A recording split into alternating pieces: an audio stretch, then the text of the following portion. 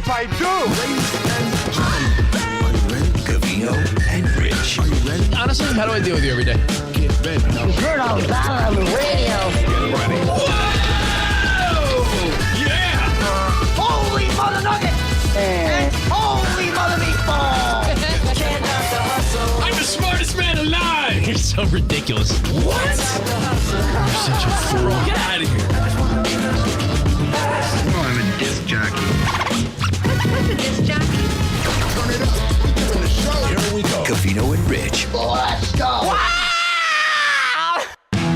Yo. Work. Warp to the warp. Yeah. Warp. What's going on, buddies? What's going on, my friends? Another show for you. We're gonna kick some ass now. Yeah. Warp. That's it. That was good, man. We're getting there. That was a good jam session. All the topics going on in your life. To headlines of Covino strife. Yeah.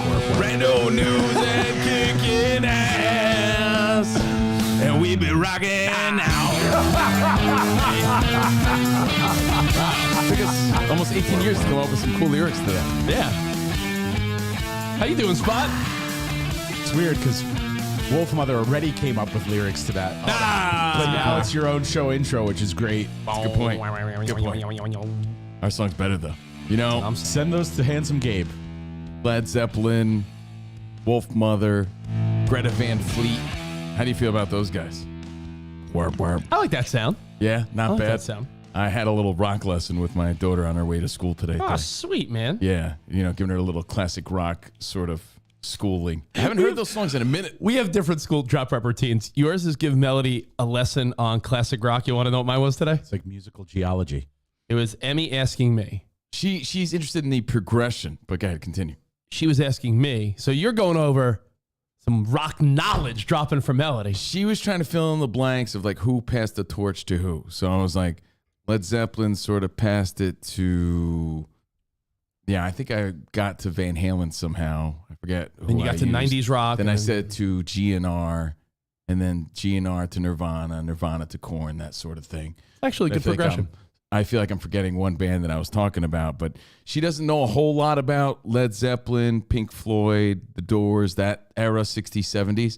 So actually, she knows more than you think. I was just giving her the whole scoop of it, and she was sort of confused on where hair metal fit into it You're all. like, Melody, that was like the early 80s when Dad was a little boy. She's like, who else like Van Halen? I'm like, well, there's a bunch of those Poison? bands. Oh Yeah. my I was like- God. So I was giving her the scoop and the rundown. We listened to Stairway to Heaven. We listened to Kashmir. We listened to A Whole Lot of Love. We listened to Time by Pink Floyd. What else did we listen to? And then on my way home, I just had the doors on for my own personal likings. Little Peace Frog action. Trying to think if there's anyone you're forgetting. Look it up. Like 80s rock. Remember, ballads. a kid doesn't understand necessarily the progression of things all the time. She's like Guns N' Roses. And I'm like, no, Guns N' Roses a little after, late 80s. Skid Row. Early 90s. Yeah. So I was telling her about all that stuff. Where would you put Foreigner in this mix? Nowhere. I know. They're on the list of like 80s. No, they're Rock good. ballads. I'm like, not my stings. I throw them in there with REO Speedwagon somewhere. Like, for those guys. Not for me. But go ahead. I was given the lesson this morning. Whitesnake, Here I Go Again. You got to put that one in the mix. 80s hair metal for sure. Yeah. Winger. No, not a winger guy. Did Rick Astley pass the torch to the Proclaimers for Rich with little Nelson in between? I'll tell you how it comes up, though.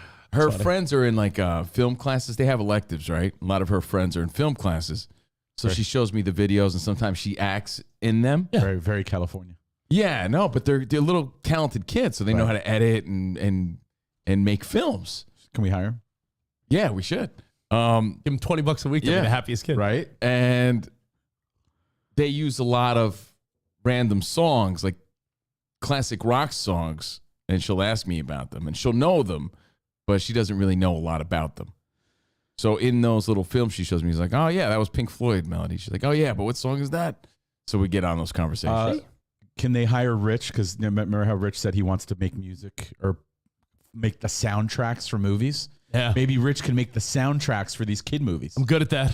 I'm good at that. I'm No, gonna they help asked him. me, Dad, do you think you could have done stuff like that when you were little? I said, if I had the technology. Of course, you made videos with Barry on a Yeah. camcorder. So yeah, just I'm a like, different generation. If I had the tools, maybe. If you were the like, creative kid, like my friends and I, we were making parody songs, making fun of our friends and recording them. yeah. So if you were doing that type of stuff in the 80s and 90s and you were into like making funny prank videos, or if you were prank or crank calling stores and stuff, you're the kid that would have been making TikTok videos. So I was giving her the lesson. But classic rock. I haven't listened to that shit in a long time. You know, it made me think, and then I totally want to hear your story. Oh, no, I don't care, man. Go It ahead. made me think, you know, for as corny as my parents seem to be sometimes, they were rocking out. Yeah. The songs rock, man. Rock out. You hear a little boom, boom, boom, boom, boom. Boom, boom, boom, boom. American woman. Oh, yeah, you hear all that shit, you know. Actually, I love the Guess Who, too. Canadians, what's up? But you hear this classic rock shit, and you're like, man, Mom should be way cooler now if that's what she was rocking out to. Which American woman has a wow, wow, wow, wow, wow, wow? That's the Guess Who. That's the Guess original Who, one? Yeah. Who Sing These Eyes, who you brought up on Fox the other day. But they were Canadian, which makes that song have different meaning altogether, right? Because they're singing about American women because they're Canadian.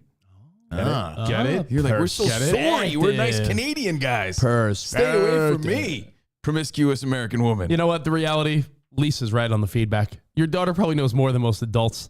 She knows a lot. She knows a lot about music. But again, she doesn't know like the orders in which things happened, right? Or the progressions. It's interesting. Like she'll know the songs, but she doesn't know like Why would the she? little things. And why would she? Unless Yeah. she looked it up and did her own research. She'd course. like to her, she's like, what came first, Nirvana or Guns N' Roses? But Why it's would she know? It's, amazing you know. how, you know, they just have this shit at their fingertips. So yeah, if she Long likes that before song, her yep, time. it's on her playlist now. Like, you don't know the progression of stuff socially. You know the progression of stuff because you just know the timeline and you're an adult. Like Beatles or Elvis or the Doors, or you don't know, like, if your mom was like, well, first, Steven, it was Jimi Hendrix, and then after that. But like, you could hear it. If you got a trained ear, right? Like you could hear that the Doors were more 60s than, you know, Pink Floyd. No, You know what I of mean? course, You but- hear those fucking organs and that the way it sounds and you just picture old people loving it, though, when they were Yeah. younger. That shit was badass. But again, I still like it a lot. I think it's a pretty cool thing to teach Melody that, because truthfully, if you were to say, this is one of those like game show questions. Remember we were on a game show once and they said, which one of these women is oldest? And it was actually tricky. It was like J-Lo, Shania Twain. Which one of these women is out of her prime? Thank you, Don Lemon. Thanks, Don Lemon. Who's in the news? We'll get to later. Again? Not really. We just like talking about him. Slow news day. Yeah, he got caught up in a slow news cycle. Yeah. Some people do some bad shit. There's they get overshadowed. nothing. Don Lemon's like, can we get some shit going on? So while you're having those conversations, my daughter's conversation is so funny. It's like, Dad, how do you know how to drive? How do you learn? On bumper cars? I go, nobody, but that's a cool idea. She goes, when am I going to learn how to drive? When you take her to Legoland and she gets her license because they drive around. Oh, they that's get a good lot- idea. Yeah, you got to take her. And then I said, well, Dad will teach you when you're a teenager. How am I going to reach the pedals? Well, buddy, when you're a teenager, you'll reach the pedals because you'll be tall. You got to put blocks on her shoes Yeah. like short round So in Indiana Jones. she has questions like that. Like, when can I drive? Dad, when I'm older, I'll be like, Melody, you still going to hang out with Dad? Emmy, you're still going to hang out with Dad when you're older? She's like, yeah. I go, like, we're going to like go get like coffee and stuff like growing up? She's like, that sounds good. Like, those are the dumb conversations I have. Like, you're having real conversations. I'm just trying to teach her some shit. I'm making coffee plans for when my 6-year-old's 16. It's the only thing I could really offer, Rich. You know, I know about music. I'm passionate about it. So she probably sees that, hey, Dad likes talking about this. I'll entertain him for a little bit, maybe learn something. So, you know, but I mean, Emmy's little. She has different questions, you know, Yeah. and you know, I kind of like these questions. I don't want to know where the questions are going to go in the future with Melody. But Yeah. right now, I like this phase. It's good. Had a nice President's Day. We were live yesterday. Did you think of Abe Lincoln? I thought of Abe Lincoln a few times. I posted a picture of me and Honest Abe yesterday at Steve Covino. Thought about it, and I felt really bad for, I mean, he's long dead, but I felt really bad for President Taft. Say it. The one president who got stuck in a bathtub? It's like the guy was one of the 46 presidents of our United States. This Portland. guy, there's less than 50 people that got to say, I run the United States. And this guy's best known because he got stuck in a bathtub. I mean, That's our one thing about William Taft. Can you give me one more fun fact about this guy? Because moving forward, I refuse to disrespect President Taft by saying, oh yeah, the fat guy that got stuck in a bathtub, he was a president of our country. Put a little respect on his He name. has a few high schools, I believe, even out here. He was a federal judge. There you go. You mean federal judge I think Taft? he has a high school in your hometown, right here. He might. I'm pretty sure he does. So I'm pretty sure Everlast went there. slap yeah. a little respect on the name of William Taft. Thank you. We have a Taft brewery. Started a war with the Filipinos. Way to go. Taft. Nice job, Taft. Not Manny Pacquiao's favorite president. He was Secretary of War. Let's see. He was Supreme Court Rich Justice is after right, his though. presidency. That was the one stupid thing we always heard about in school. One Yeah. president got stuck in a bathtub. Yeah. I think that guy's like, the guy did everything in his life. Yo, what does a little kid say that's unrealistic? I want to be an astronaut or the president. That's like the funny little dream. Yeah. This guy became president. And he's Lived remembered out for his that. dream. He was a federal judge. And what does the world remember him as? Presidential trivia. The fatso that got stuck in a bathtub. He Had a fat ass, though. he invested in Latin America, hoping it would reduce our involvement with Europe. Sounds like a good fella. Sounds like a So, great yeah, I piece hope of you info. enjoyed Spot. your President's Day. I did post a picture of me and Honest Abe, and sure enough, someone posted or replied to me, I love you, Covino, but just a reminder that Abe Lincoln was a horrible person who executed indigenous people. I was like, Well, yeah, because that's the feedback I was shooting for. I mean, look, you're entitled to your opinions, and you're entitled That's a to, shitty one. to post whatever you like. I'm not offended by it, but you can't do anything without some people bickering about some shit. I said, enjoy your day off. My sister and her kids came by the house. We had a pizza party. not see. Had a pizza party. It's a pizza party. It Was there pizza there? You know, the kids, Jordan, see. Melody, the doggy, Chris came by.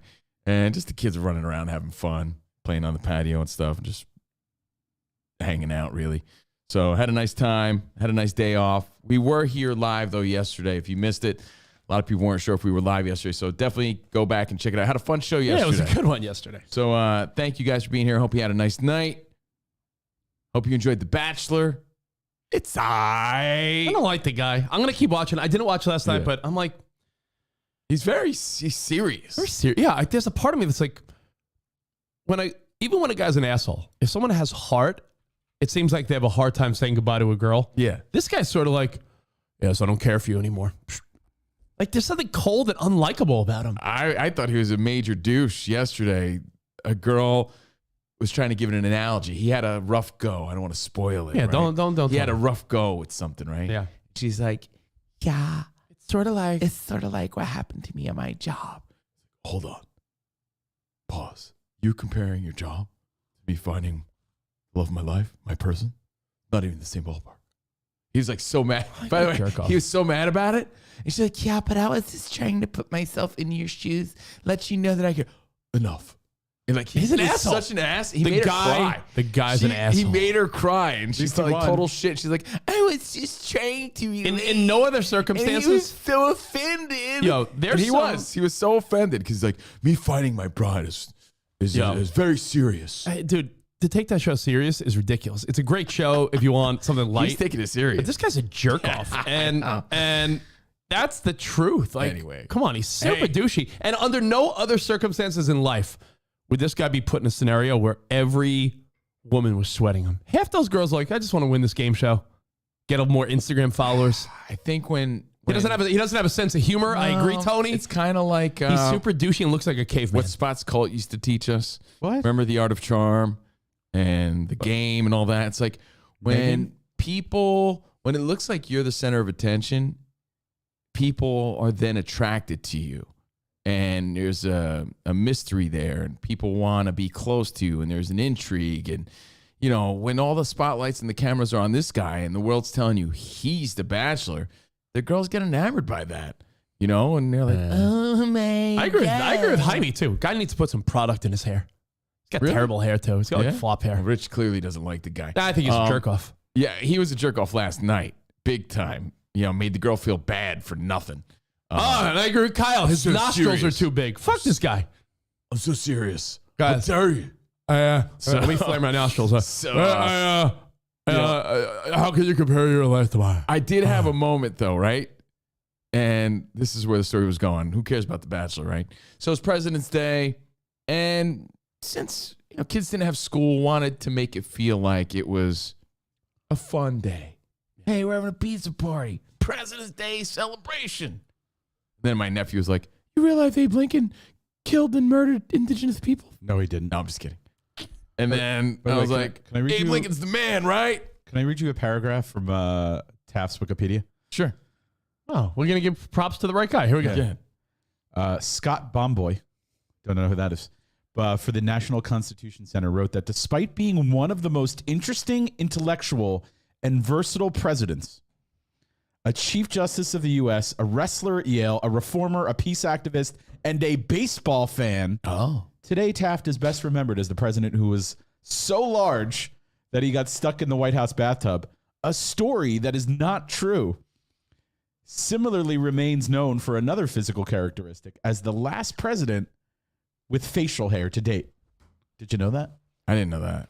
Look at this guy. But clearly he wasn't that versatile if he couldn't He didn't maneuver even get his- stuck in the maneuver his bathtub. fat ass out of the So bathtub. not all only, lie. not only, Probably created a suction. He was like, he was probably in there with his little Scuba Steve action figures, and they were like, "Mr. President, you have a meeting," and he's like, "Well, give me a minute." No, I bet he's stuck. Fucking rumor starts.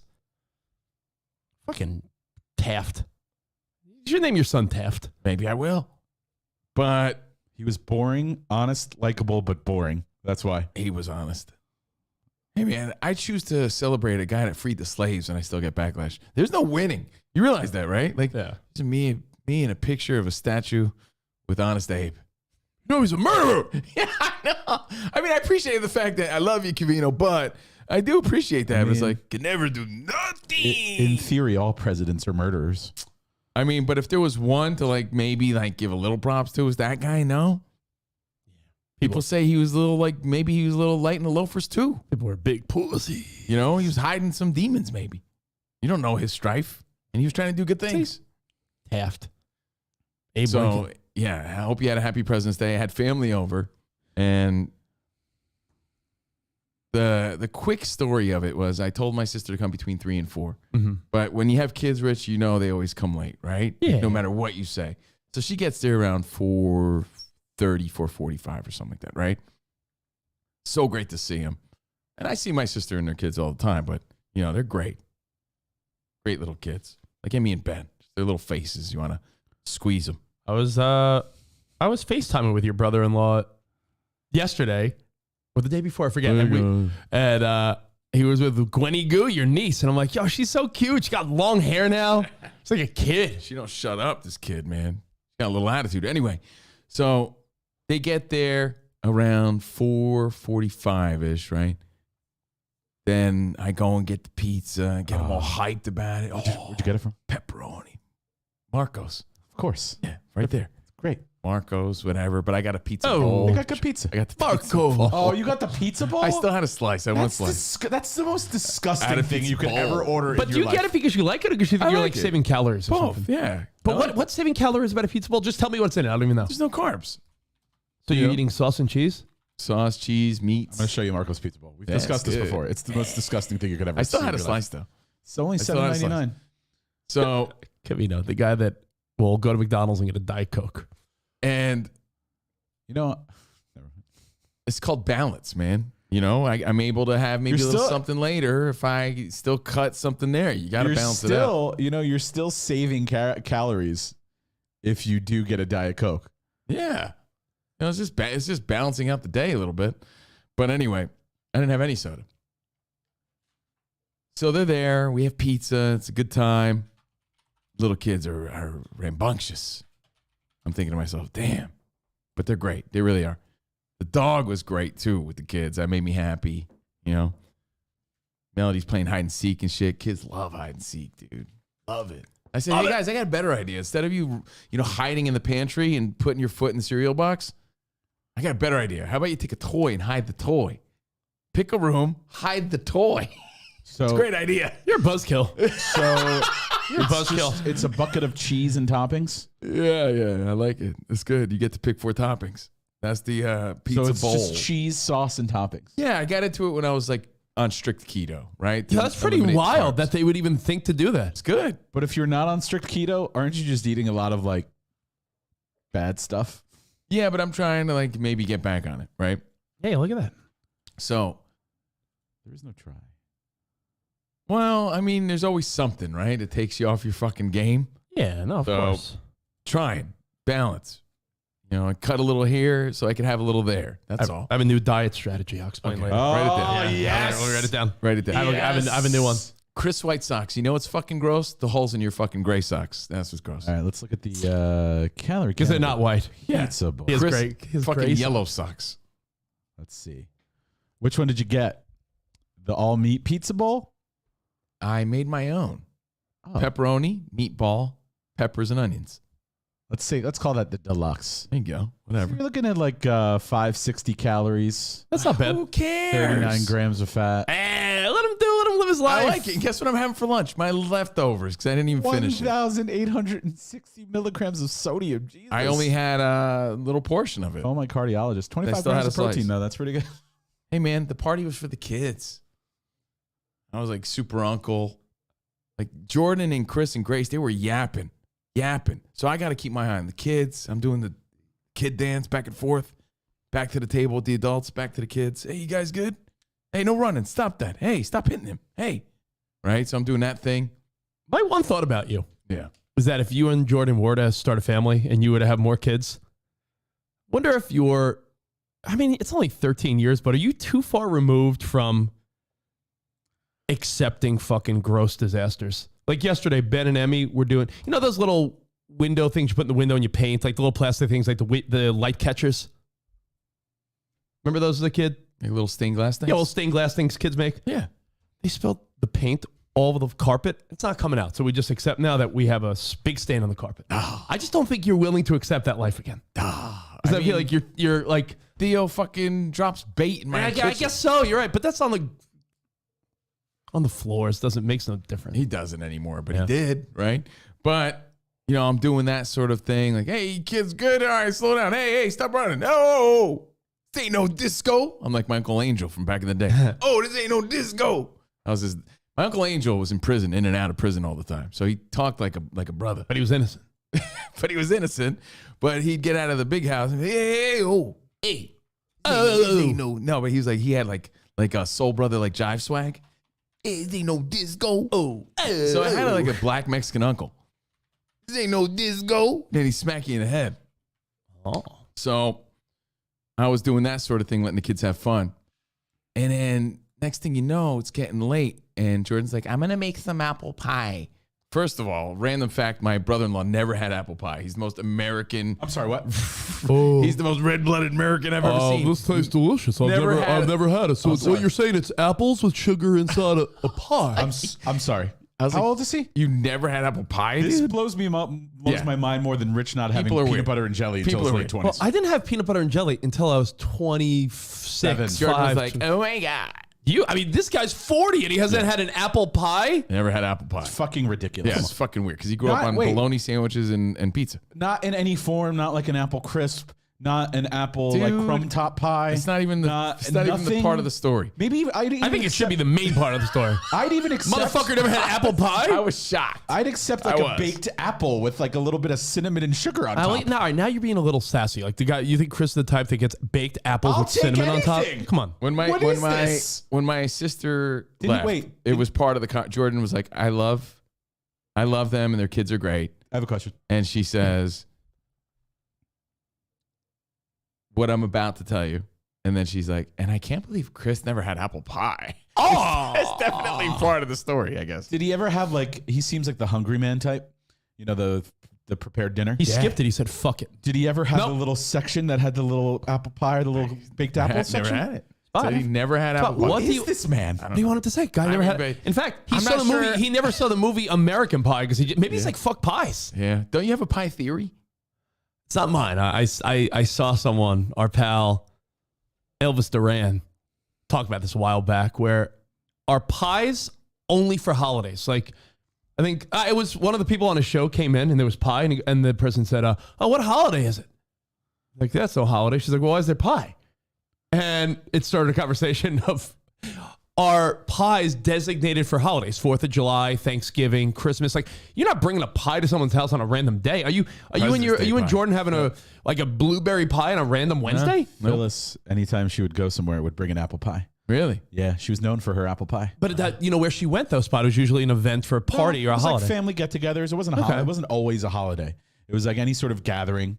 The only time to make pie, it's probably a holiday or an apple picking season when a guy like Spot buys too many and then he's making like apple butter jelly and apple this and apple that, apple cider. I intentionally buy a lot of apples because I know I'm going to make a lot of apple things. Yeah.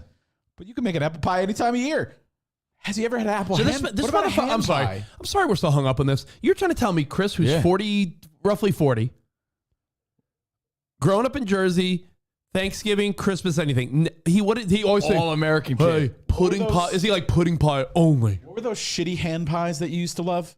I used to like the vanilla pudding pies. The Hostess and Drake's, and they would always make the little pies. He never had a little pie? This kid grew up on hot dogs Jesus and Christ. sloppy joes, bro. He's just that kind of guy. Yeah, but that's in the same vein as that. I like those the, you know what I little- like? I like the supermarket, how the bakery at the supermarket sells like a nice big pie for like $10. And by the way, nothing wrong with hot dogs and sloppy joe. I love that shit. I'm do just telling too. you. I grew up was on shocked. that. I was shocked too. I grew up on that. I was shocked. I was like, for real, B? Celatano ravioli, the little never circle had I ones. grew up on that. He's like, but I'll tell you what. Pork chop, shake He's and like, bake. I'll tell you what, Jordan.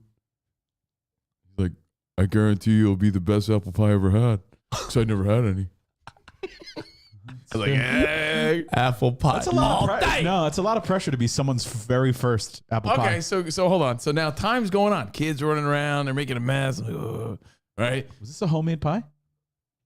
No, Jordan got it from somewhere. I don't know where, Yeah, but it probably had to be. It was a frozen pie. That though, doesn't count. right? So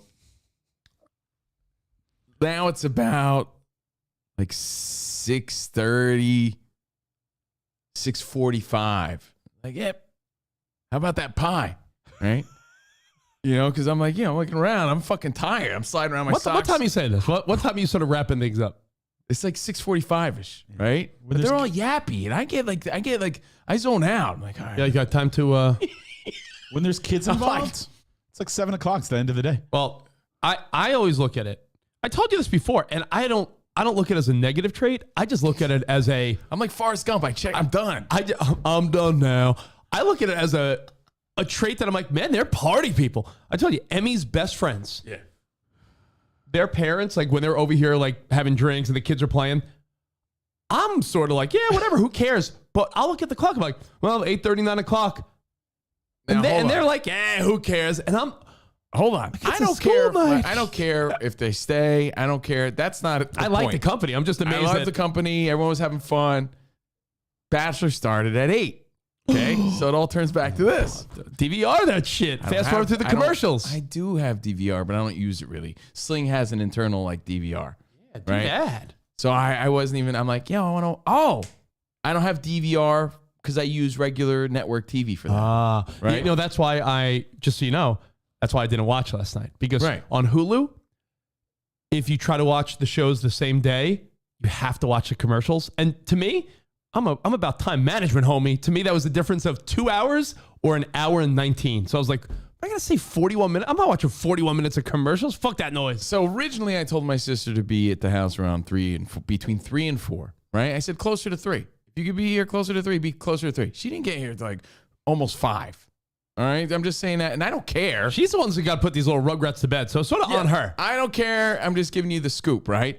So now we're entering into my chill time. Right? I was having a good time, but now this is like you're entering into my chill time. Jordan's like, oh, I'm gonna make the apple pie, and she's like, I read it wrong. It takes 40 minutes. It takes an hour.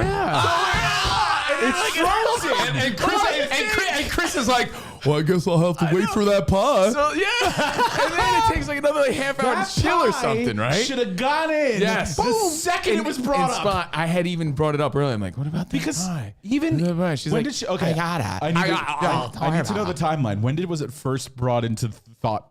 we were having. It was an oversight, Spot. No, What do you but want we were to having say? pizza and apple pie That was just the whole plan the whole time. That pie should Because we told them to bring ice cream for the pie. That pie should have been cooked. The second, I know you're the genius, Lenny No, Poffo, but Jordan I don't think most people would think a pie, warming up a pie in the oven would take an hour. No, she because thought it it was was like frozen. 20 minutes or something like that. It was frozen. She read it wrong. And you want to, it'll stay warm for a few hours. So she could have prepared that pie before anyone even got there. Spot, I promise you. I know. Yeah. I promise you, most people, if this was a Who Wants to Be a Millionaire question or on a game show or something, and someone said, "What do you think a pie takes to warm up?" I think most people would say, I don't know, 20 to 40 minutes, maybe a half hour. Hey, put it on 450 or 400 for 35 minutes. Like an hour's a long ass time, She man. just misread it or misunderstood. And I'm pretty sure, depending on the pie, some of them are like par baked. So you're really like, it's thawing, then finishing the cooking. Well, look at this. Look at it this way. Ready? I knew that. Look at it this way. 6:45. You can't doing the back math? out now because Chris never had a pie. So now this is not a So it's shit. like We'll do it next time. 6:45. Oh, I was gonna try it for the first time. I'm like, another hour? Fuck. So 6:45, another hour. And I don't mind. I'm just thinking like Bachelor, right? Like, and I know this sounds corny, guys. So Bachelor. insert whatever you were looking forward to. That's it, right? That's it. So, 1 hour later, is the pie ready? Looking at the clock, it's like, 7:30. Jordan's like, isn't it cool down like another 20 minutes? They're still yapping. Oh, like my Uncle Orville used to tell me, hey, Chris, he was a great football star. I'm like, oh, jeez. Right? Let's get on with this. Tell me, Jordan, what do we got? So and I'm like, fucking Bachelor. So now I'm looking around, and then I'm like, all right, well, they're talking, right? And I got wait, he doesn't know any better. Yeah. Tell him that apple pie's frozen. Yeah, not onto it, Chris. But Oh, I never gotta had give Jordan this. a lot of credit because she was holding down the yappy fort, So I start cleaning up. I'm like, well, I'm gonna get ahead of the game. So I start cleaning up, right? What are you kicking him out? Cleaning up. That's the thing, right? So I start cleaning up, and I start putting all their little toys away because little Jamesy and Gwenny brought backpacks of fucking toys, like Legos everywhere. That's what kids do. I know, and I don't care, but I'm like, well, if everyone's still yapping around here, I guess Uncle Steve better fucking start cleaning shit up because no one else is moving, right? Throwing the plates away, fucking cleaning, cleaning down the counters, and then putting all the toys away. Clean the countertops, and then all of a sudden, James comes up with a hand of jelly. Yeah. Right back I'm like, on it. Oh, You know what kids are great at, by the way? All the parents listening. How great are kids at putting their hands right on windows or mirrors that you just Windexed? Are they the best at it? Like, the glass doors going to the backyard. Instant. The minute I'm done, like, mwah, done. Sure enough, yeah. Gwenny had her nose and her tongue up on my windows. Uncle Steve, the dog wants to come in the house. There's particles in Windex that are magnetic to child hands. Oh, yeah, it must be. Well, anyway, I love them. They could stay and spend the night. I mean this. I really do. But I know they don't care about The Bachelor. Okay, so I'm trying to clean up, and I'm trying to get ready. Apple pie comes out, eating it all hot, like fucking Wait till you blow Chris's mind and say, some put a scoop of ice cream on it. We did. They brought the ice cream. And Jordan's like, it's more like a cobbler because it was sort of rushed and this is fantastic. Best food. And they're going on. I'm counting down. It's like 7:55. Like, yo, guys, Bachelor's starting. I can't believe she still made the pie. I would have said, "Oh, we'll have it next time." Okay, so You can't do that. It's like I'm sweeping. I'm like, I got the toys in the backpack. I got all their toys right at the door, and I'm just like, hey guys, and I even say, look, guys, stay as long as you want. I'm watching The Bachelor. All right, now you're kicking him out. Well, so anyway, Grace is like, no, I gotta go. Don't worry, the kids gotta go to school anyway. And you knew it was over because one of the kids starts crying about nothing, right? And the kid's tired, so she's just like crying. You kicked your family out to watch The Bachelor. To watch this fucking like, bye, jerk guys, off with later. to watch this Hope you like the pie. to watch this big nostrilled idiot. Right? You You kicked out your family. 8 o'clock, right? You should And be then Jordan's ashamed. like, you're kind of like rude. I'm like, rude? I just Kinda. fucking hosted everybody. Uncle Steve showed everybody a great time. I was doing flippy dippies, chasing them around, playing toys, hide and seek. You guys are sitting there yapping at the adult table. I was the only one watching these kids the whole fucking time, right? The whole time, me and Melody, right? Because I'm just making sure, hey, you guys good? Playing good? All right, yeah, good. Hey, what's going on here? You ready for the pie? Didn't Melody back up Jordan and said, "Yeah, Dad, you were kind of mid," and you're like, "What?" So I had to then, again, the conversation was, I can't believe Chris didn't have apple pie ever. It was okay. I wish I would have read the instructions. Now's wrong. So no, you sure the kids are great. I love them. And You were kind of rude. You sort of rushed them out. Mouser wants to know. You sure the kids weren't crying because Uncle Steve was throwing them out? I hate Uncle Steve. I hate Uncle Steve. I hate Uncle Steve. I hate him. So of course I felt like a major guilt trip after that. I hate Uncle Steve. I hit up my sister and Chris. I was like, "Hey guys, love you guys. So glad he came over, guys." He doesn't know. Jordan said I was being rude. I know he doesn't. And I hate Uncle Steve. oh, who's that? It sounds like something Layla would say. That's from Love Actually. Oh, fuck that corny movie. It's fucking great. So I hate Uncle Jamie. my sister Grace goes, "Oh, please, you weren't rude at all. The kids had a blast. Thank you so much for having us." Yes. But that's how I felt. Like, oh, fuck. Lovely seahorse. And I'm off, actually. Jimmy, darling. Sorry. Man's got to do what a man's got to do. I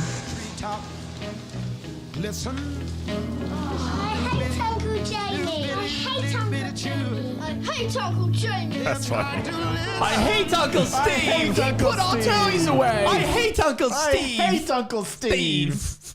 Yeah.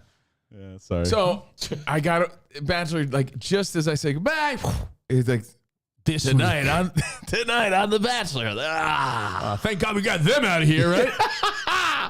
and I felt bad a little bit, even though, we had a really nice night. They could have stayed. I made that clear. Look, hey guys, you can stay. I'm just cleaning up, getting ahead so I can watch, I'm just watching this thing. You guys can yap all night. I don't care.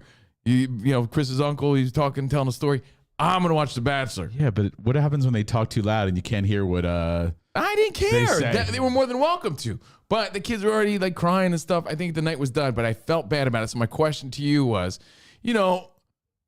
when do you give the hint then, I think the person with kids will leave when it's ready. You said that you sit there like wondering all the time when. Well, I wonder Chuck and sometimes. Janet are gonna I leave. wonder sometimes where I'm like, well, they are not worried about bedtime, so I'm like, well, I'm hosting a party. Hey, fucking have at it then. I don't get mad about it. I don't think cleaning up is the indicator. Like, you gotta like get ahead of the game. Everyone knows. You only clean up after they leave? That's when you start throwing all the shit away? I will say there are sometimes people that don't get it. I'll give you an example.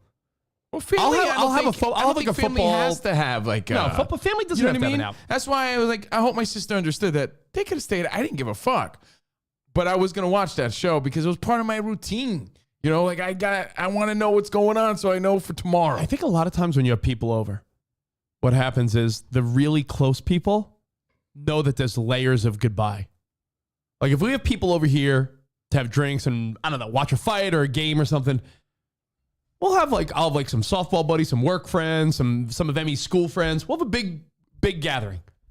But by the end of the night, it'll probably just be like Sarah and I, Mike and Shannon, Spot and Kristen may stay by. Like what happens is I swing by bad use of the word. No, but it's you know what I'm talking about, like the layers of goodbye. Like when everyone leaves, then we'll just like catch up. Right. Like that. But when it's family, fucking just let them chill. They were more than welcome to chill. Someone has to break the seal. So like, you know what that happens when a game happens, Spot? What happens is the game ends, they do the post game, then always without fail, one of my buddies is like, hey, bro, hey, you know what, bro? Great game. Good seeing you. Thanks for having me over. Thanks for being so hospitable. Bro hug then turns into like five other people being like, oh, indicator. Then they're like, you know what? I'll leave. Well, I'm going to leave with you. We all know the universal symbol. A is serving coffee. B is when someone leans forward, slaps their thighs and goes, well, that's it. That's about, you know what? I always offer the coffee with Bailey's as like hey, we're winding down. Dude, if I didn't make the initial, I'm cleaning up the toys now. Yeah. By the time my sister did it and got out of the house, it would have been like 9:45. Uncle Steve's going to take the pizza boxes to recycling, just so you know. Okay, I'll be right back. Well, I was getting ahead of it. I don't want to have be up all night like Gilbert Godfrey cleaning up. You know what I mean? Like, know what I'll never resist? I was just trying to do it. You know what I'll never resist? There are times where plus I am neurotic. Someone wants to be Helperton, and sometimes Spot's wife gets in a mode where she's like, she's always that way. She's like, oh, that's how she thrives. Like there are times where she'll just chill, and then there's other times where I'm like, Kristen, stop. She'll be like, I'll just wash all the dishes, and I'm like, no, don't. Meanwhile, I'm like, go right ahead. She has two modes. Either I was working all day, so I'm gonna pass out on the couch. You ain't kidding, man. Or I'm gonna clean everything and then leave. There are times where I'm like, Kristen, you don't have to clean the kids' bedrooms. She loves it. By the way, I have audio. Jordan sent it over. 7:59 p.m. in your place last night? Yeah. Just play it. Fuck out of here. Fuck out of here. Oh, yeah. Fuck yeah, you got so big. Fuck out of here. Fuck out of here. Fuck out of here. It's weird. He's talking to your nephew like that. I know. Fuck Especially- outta you know what makes the here. story worse? Fuck outta That it was here. The Bachelor, and it wasn't like something else, you know? But Bree said the indicator is when grandma puts on her bonnet. That means everyone's rapping. I had to wasn't like wind you were- down as Wasn't a like- person too. I know it sounds early, but you know, I for me, I was like, I'm good. I didn't think. I did asked not you guys think. to come over a lot earlier. It wasn't I- like the Yankees were in the World Series and you were kicking everyone out. They were And welcome you to kicked stay. them out I know for they The didn't care Bachelor. about the Bachelor. It's They didn't Bachelor care Week about it. 5. I'm not saying I'm the only one. Insert whatever. It's like an April. It's like a Yankees game in April. But Jordan made That's me who you feel kicked them bad out for. because she was like, "They're so great." I felt like you rushed him out a little bit. I'm like, was that obvious? I wasn't. I know I'm not the only one, but I think I'm definitely do this every single time, and I'm sure everyone else does too. Where, I'll walk you out. Like you're like, hey, let me walk you out, and I'll bring the boxes to recycling. That's another like when someone's sort of gathering their stuff. You're like, hey, let's Someone's got to clean up, dude. All right, so if I didn't, right, I would have been cleaning up till like what 10 at night. Like I don't want to fucking do that. I want to be chilling. I try to clean up as I go. I know that's not easy, but sometimes I'll go in the kitchen during the party. I'm like, all right, what's empty? Let me get a. I agree with Jason, by the way. You have to place some blame on Jordan. Because if there were dessert ready to go, they would have had that dessert and be like, well, time to go. Oh, that was a major part of the story. Had she known the instructions, that pie would have been fucking ready shortly Pie after would have pizza. expedited. Yeah, And part we had to two, wait and another part hour. two, you might have passed on the pie if Chris had never not had apple pie. Like now it was almost an adventure. Like now you got to see this guy eat pie. There would have been no overlap at all if the pie. Yeah, that was the whole But also, here's a pivotal hot tip. point of the story. Here's a hot tip, and kids love these. Just have those little break apart refrigerator cookies ready to go. Which ones? Those little like the Nestle, like the little chunks that you break it and you bake. They take like 10 minutes. Oh yeah, You have fresh warm dessert. That's great. And it takes 10 minutes. Ice cream. Oh. And kids love them. Yeah, no, so they you just do. have I get a love it. package of those frozen fucking pie. It was good though. It was good. I had seconds. Shit was good. See, but I could have had that. I could have had that if I was eating pizza. See, why was I allowed to have cobbler? Hey, Gwenny, good. Nice to see you. Hey, how you doing? All right. Fuck out of here. Gwenny goes like, I put my shoes Fuck on. out Like, of here. Fuck out of here. Anyway, I felt bad afterward, but I was in my like cleanup. Get out of here. I gotta watch The Bachelor. Gwenny, go beat it. It's fun though. You had a good night. Had a great night, but I felt a little bad about that. But then my sister and Chris were like, "No, it was great to see you guys."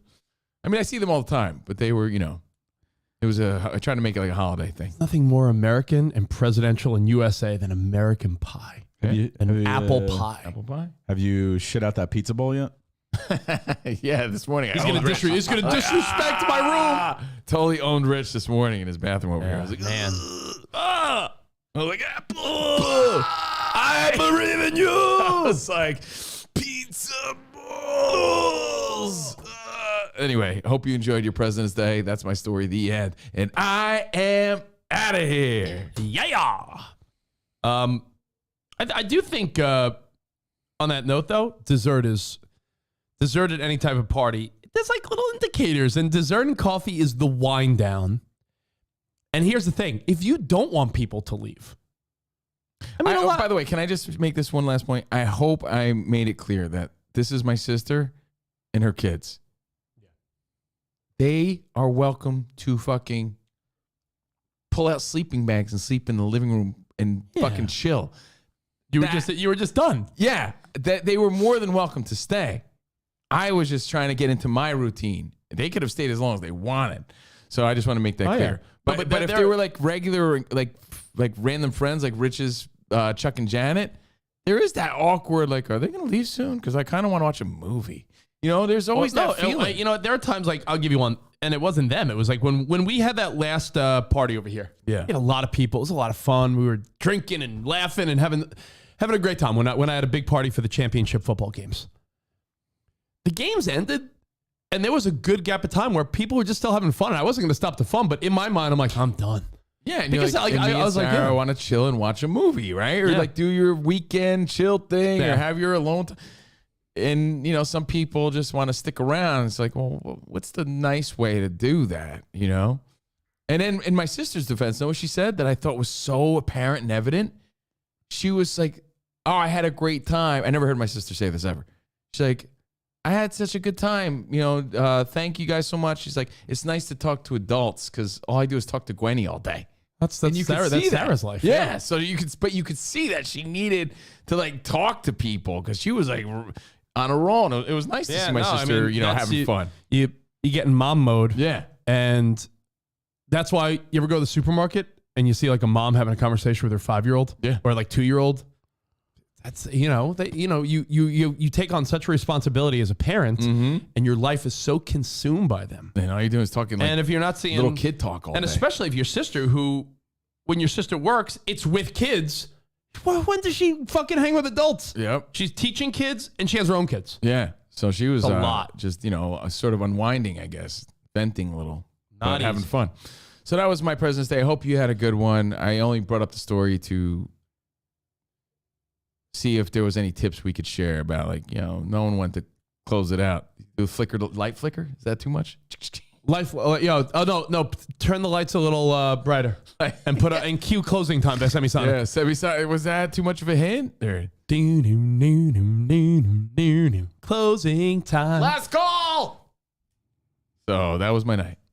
Yeah, I thought it was rude when you slapped your brother-in-law on the ass and said, "Hey, you don't gotta go home, but you can't stay here." Oh, That was it. That's how Jordan made me feel. But I think they just know I'm a OCD maniac, and I was just trying to clean up and just relax. by the way, if I saw like a couple people wondering, like, why was I FaceTiming your brother-in-law? Because that's what we do every day, naked. No, Chris may be doing some work on my house. So He does heating and air conditioning. Yeah, he does heating and AC stuff. So when my contractor was breaking down, I guess he was doing the breakdown. He was doing the breakdown of he was itemizing the cost for the gal garage and our renovation. And he put in like the HVAC guy. And I'm like, wait, how much you paying the HVAC guy? He goes, well, here's my estimates. And I don't know when the guy's available. I'm like, what does it need to do? And I know Covino's brother-in-law does that. I'm like, I'd rather give your brother-in-law work than some rando guy. So I was FaceTiming him to show him the space to see what he thought. So, what do you? And by the way, you ain't kidding. Your brother, I called him for a simple like, hey, here's the space. He's like, well, you believe so earlier today I was with Grace. I'm like, oh, Jesus. Well, your brother-in-law's synthesize the doohickey, and then you gotta give. Hey, Chris, do you think there's a debate of whether or not I should put another vent from my central AC into the garage, or should I get one of those? Traditionally, when you're venting, you want to find the source of where the Yeah, but air Chris, there's two options. Chris, hold on. There's two options. It's Never tell you about my uncle who got stuck in an event one time. You're like, what didn't John McClane? He was in an event in Die Hard. Die Hard's a really good movie. There is a debate on whether or not it's a Christmas movie, but it's he's a great guy. No, he's the best. But I'm like, Chris, do you think we should extend our central AC into the garage or get one of those separate like units? And I was hoping for like a quick I think this, and I did not get a quick I think this. No, nothing's quick with that guy. Well, there's pros and cons, and I could give you a list of both right now. Yeah, no. Pro number one, but he's the best. He really is. Now you were having a barbecue yesterday. No, I didn't do barbecue. I'm not a barbecue. You were doing a pizza party. Yeah. You know what? I'm glad you said that. I just didn't feel like it. I grilled the night before. I feel like I'm low on propane, so I was like, propane. I was like, you know what? Pizza party. You Rich know, Davis style. Should have a backup propane. I do that now just in case. I had Pop Rocks on in the background. It's a good channel. Felt like Godsmack was a little too aggressive for the moment. Felt Turbo was a little too hard for the apple pie. So what was I saying? He had a pizza Barbecue, party. Oh Pizza yeah. barbecue. Oh, my dad. You know how every summer we go to my dad's with my brother and sister, and the family gets together, and I always say my dad has a barbecue. Mm-hmm. My sister and I have revamped it because we don't ever have a barbecue. My dad orders takeout Italian at like a restaurant he likes, so we always have ziti and this and that. So we're like, why do we call it a barbecue? So we call it Ziti Fest now. Ziti Fest. Because you rebranded. Well, because it was like 5 years in a row. They're like, we always say Dad's barbecue, and he's not barbecuing. We come here and Dad orders Italian food. So really, that's so misleading. I thought for sure your dad was grilling up some dogs. So when you're like, when how you like your burger? Oh, when Richie's in New York, Jimmy comes from Maryland, and Lori comes from Queens. We know get it was together. Ziti Fest. Yeah, no, my dad orders like trays of really good Italian food. Even we know, like he always talks about his dad and his barbecue. Ziti Fest. So we called Ziti. Lori's like, what do we call him? I think you called it Ziti Fest. I remember that. Yeah, because it's like, well, we're not really barbecuing, so why are we doing this? Jaime said he has the mini split in the pool house. Yeah, that my dad has those in his house actually. Yeah, not central air. They look like rectangles on the wall, like they're like maybe. And they have a remote. Some of them have a remote and stuff. So it's like you can mount it here in the because I think if you try to extend, if you get the light of the sun hitting it, it's probably not going to be as efficient. If you extend your, but then if you run a tube this way, it might be. If you extend your vents, if you put too many areas your AC is going to, if your AC unit's not big enough, then you're just going to get weak air throughout the house. So that's why people will do the split with that thing. So. If people are curious, if people are doing that, I feel like this might be the last big project. Nice. No, it's not. There'll always be something, but I realize how much money I put into the house so far, and it's a lot. But you've gotten it back in equity. Oh my God, you think? It's your house. I bought this house, and this house has doubled since I bought it. Not to mention, and I'm like, what? Not to mention the amount you're saving on taxes moving forward. Yeah, and then I looked at what. Then I looked at what rents are in my old apartment in place I lived. Like they've gone up by like rents have gone up like $1,000. So it's like if I was still renting, I'd be paying so much to live in a 3-bedroom with 2 kids. It would be insane. So it all worked out, but yeah, it keeps going. It keeps going. It keeps going. And going. And going. And going. Every year. And going. Every year I'm like, geez, how much money do we put into the house? Jeez. So that's what I'm doing this week. I'm cleaning out the garage. I got to get everything out of there for them to start the fun. For our new studio? For our new studio. I'm trying to decide what to put in there, like what we're going to do. We're trying to just design that. So that's where my head's at. And yesterday, after shit. What? So what did you do after those 30 seconds? I planned for the first time in a while. It's been a minute since Sarah and I have gone on a vacation, just her and I. And vacation. All he's ever wanted. Oh, dude. I can't tell you how excited I was when I booked it because we have not gone away. I do keep my travel blog. Oh. So, I know where I've been, but I haven't been anywhere in a long time with Sarah and I, like on an island or a vacation or somewhere where it's just her and I and a beach. Last actual. By the way, can vacation. you show us where on the calendar this is booked? Oh, on the yeah. Ben sort of is that took over. Which squiggly line is the vacation? Oh, the bottom left. Oh, gotcha. Yeah, right next where it says dog. But yeah, no, I went to the Dominican Republic for my dad's 70th, if you remember that, right? I love the Dominican. I'm sorry. Yeah, went to Punta Cana. Welcome to the fish fry. What'd you call me? Punta Cana. I went to Punta Cana in December of 2021. Punta Cana. But keep in mind, it was a quick 3 days, and it was for my dad's 70th. So nobody's gonna feel sorry for you, bro. No, but what I'm saying is, talked about your house doubling in equity. No, but what I'm gonna feel bad at you. No, but what I'm saying is, Sarah and I were saying that was such a great time. That was whenever I did the trivia and all that shit. I broadcasted from there. That shit was funny. It was a lot of fun. But when you're vacationing with your family, it's still not you and. It's still every dinner was all right, we're meeting with dad and the family and stuff. So, but Sarah and I were and then we look back, we're like, well, then the year before that was COVID. Fuck, we haven't been anywhere in a while. So Sarah and I booked a trip to Mexico for March. So in March, we're going to take 5 days, 4 nights Booked a sweet place. I'm excited. Like, just the thought of it is getting me pumped up. So Sarah and I, We're in Mexico. ¿A dónde vas? I'm not going to tell you. Oh. Secrets. No, it's not. It's not. Secret resort? No, it's not secret. Oh, an adults only resort, Richie. Breathless. Spot. It's breathless. Secret. Breathless. ¿A dónde vas? So we're excited to go. We're really pumped. And Sarah's mom finally coordinated that she's going to come out here and watch the kids, and she's going to take a road trip and spend some time with the kids. And I'm excited. So March, we booked our trip. And do you then go into Must be nice.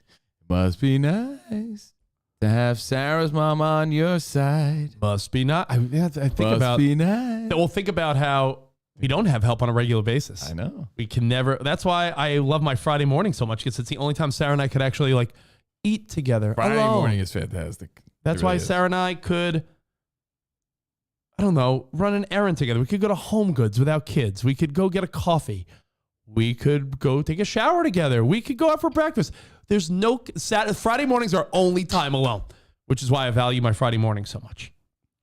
Now, I'm excited. That means I gotta figure something out and book something I too.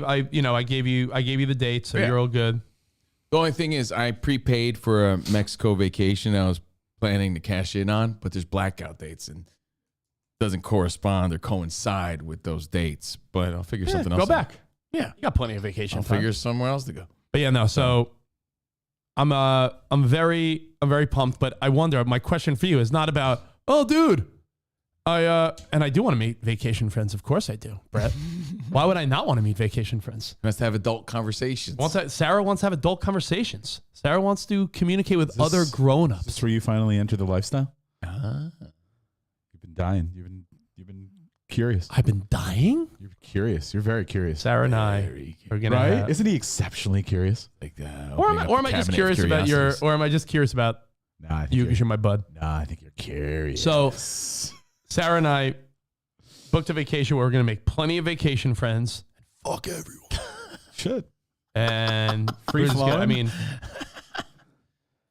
honestly, in that case, All inclusive. girls got to be pretty hot for me too. If it was a swinging situation, realistically, if Sarah and I ever did that lifestyle, They're much harder. it would not be a good trade-off unless the other girl was smoking hot. They're much harder to coordinate because you have like four. Pretty easy to coordinate. No. Anyone want to fuck me? No, you have four. You have four. You don't think any good-looking couple would be like, all right, Sarah, all right, we'll take that doofus too. Yeah, but everyone has to like everyone. That's the problem. It's like, you know, I think we're a hot commodity in that world if we entered it. You don't think? You roll your eyes because you're a jerk off see? friend. Wheels. No, I'm saying the wheels have been turning. No, it's not. It's just you say it like it would be hard to do. You think my wife would have problems getting any man or woman's attention? Wheels have been turning. The wheels have been turning. Yeah. This is where it is. And if I am going to do that lifestyle, I think I'm hanging out with you and Kristen. I'm hanging out with Tony Moriello and his hot wifey. No, you don't want to hang out with Tony Morello. Him and his fucking 12-pack. Well, anyway, we're going to make summer vacation friends and fuck everybody. All he's ever wanted. So when you book a vacation, that's where I'm getting at. And I'm not getting at, I booked a vacation. But it does feel nice when, less for me, and I feel like we've worked a lot over the last year, truthfully, between Fox starting and us hanging with you guys every day on Patreon and really putting effort into both and still working at SXM and constructing our house. Emmy started kindergarten. Ben fucking just got done potty training. Like we have a lot going on a regular basis. Wow, I know. World's smallest violin. Every parenting goes along with the same thing. But Sarah and I, just her and I, waking up, having breakfast, laying by a beach is something that I'm really excited about. And I think it's well-deserved for Sarah even more than I, because she does a lot for those kids. And I'm just pumped. But my question is not about, oh, wow, I booked a vacation. And yeah, we are going to fuck a lot. We better. Sarah and I always do this. When a vacation's on the books. Are you more excited about ZD Fest 2023 or Fuck Fest 2023? Probably ZD Fest, I do get to see my dad. Probably ZD I Fest. miss Greg. Yeah, probably ZD Fest. Yeah, ZD Fest. Oh, sounds like Richie's more excited about his vacation. Is there like his dad? Is there like some chicken parm? His father. Like some sausage. What does he get at a ZD? What else Oh, is at ZD Fest? ZD Fest, I'll tell you. It's the same thing every year. Same thing every year. A big tray of chicken francais. Oh, that's my favorite. He gets a big. Oh, that's my favorite. And he loves it because he's like, no matter how much we eat, I have it for the rest of the week. 'Cause it's like He calls it ZD Francesca. yeah, like a chicken francesa. Oh, Mike Francesa. Chicken francesa. No, my dad puts a little French, like, even though it's not French, right? Frances. My dad's like, oh, chicken francais. Like, That's honestly my favorite. That's my gets- favorite Italian, like Italian American delicacy. yeah. He gets a big tray of, and it's really good. They get big ziti. And he gets one thing where it's like a buttery penne with broccoli and grilled chicken. Oh. Like that's like the, I guess that's the cleaner option. So like Buttery penny with what? like penne with like almost like a butter sauce with broccoli and grilled chicken. I love You would like that. It was really vodka good. sauce. You know, I like penny pesto, vodka is my favorite, Pesto but sauce you know is what? Can I bomb, tell too. you? You should request some this year. No, whoa. No, because let me tell you, I don't know how your old people in your life operate. Penne Fest. My dad, if you were the type to be like, Dad, I love ZD Fest, but maybe this year you should swap out. Like, he'd be like, Richie, just leave it to me. But they have my order already. but I'm like, I Dad, ordered but it what- last year. That order will remain, hopefully, for the next 20 years of him living. He will not. If you said, Dad, I think we all agree that instead of ZD, let's do penny vodka. He'd be like, No. Stop it. We do what we do. It works, Richie. Don't It break works. it. Come on. Don't change Come on. what works. Come on. And the tradition is every year Jimmy goes to pick it up with him and helps him carry it. That's like their moment of the year. That's their one time of the year where they're like, Jimmy comes in Jimmy all comes in. proud. carrying it. I carry. Oh, Jimmy. Oh. Dad, maybe we should try the carbonara. No. I We carried the got franchise. ziti. We got franchise. I carried the franchise. And, Chase. Oh. But yeah, chicken franchise is a good dish, though. I will back you up, Spot. Chicken franchise, then maybe like a chicken marsala. Ooh. Those two. And the way they pound the meat and bread it. Oh, you and talking it about my sits- vacation? Yes, and it sits in the sauce and it's tender. You could just eat it with a fork. Making me hungry, It's honestly. good. Not even kidding. Lemony. Look at that. Booking a vacation. Hold on, I think Sarah's here. Sarah just got back. And the question is, when you book a vacation, do you then get motivated to be like, all right, for the next month? Nah. What happened? Oh, okay. Oh. Get back to work, Sarah. No, but didn't that sound like something happened? Sarah said, I got to wipe off your car. She got a car wash. That sounded to me like Don't they? I spilled something all over your car. No, you go to the car wash at the gas station spot. They don't dry your car. Even though, I'll be honest, if you have a dark, Covino could back me up. it in the driveway. Come on. Covino could back me up. Be a man. Covino could back me up. You go to the car wash, unless you go to like the nice detail place, they dry it, but they don't dry it. And if you have a darker car, there's fucking spots everywhere. I'm always like, yo, can I get a towel? They give me a towel and I fucking do it myself. Yeah. Every time. Anyway, Or just have Sarah do it. but Sarah just got back from her Bunda class. She's taking a butt. It's like a workout class that specializes on ass and thighs. I might do that. The Bunda class. And what it made me think was, when you book a vacation, do you automatically go into like, all right, for the next month, I'm going to fucking shred? Do you go into that mode, or are you like, fuck it? Is it automatic that when you book a trip, you're like, I'm going to fucking lose 10 pounds? Try. I think so, yeah. I used to live that way. And then I would always let myself down, and I would feel horrible about myself when I would go on vacation.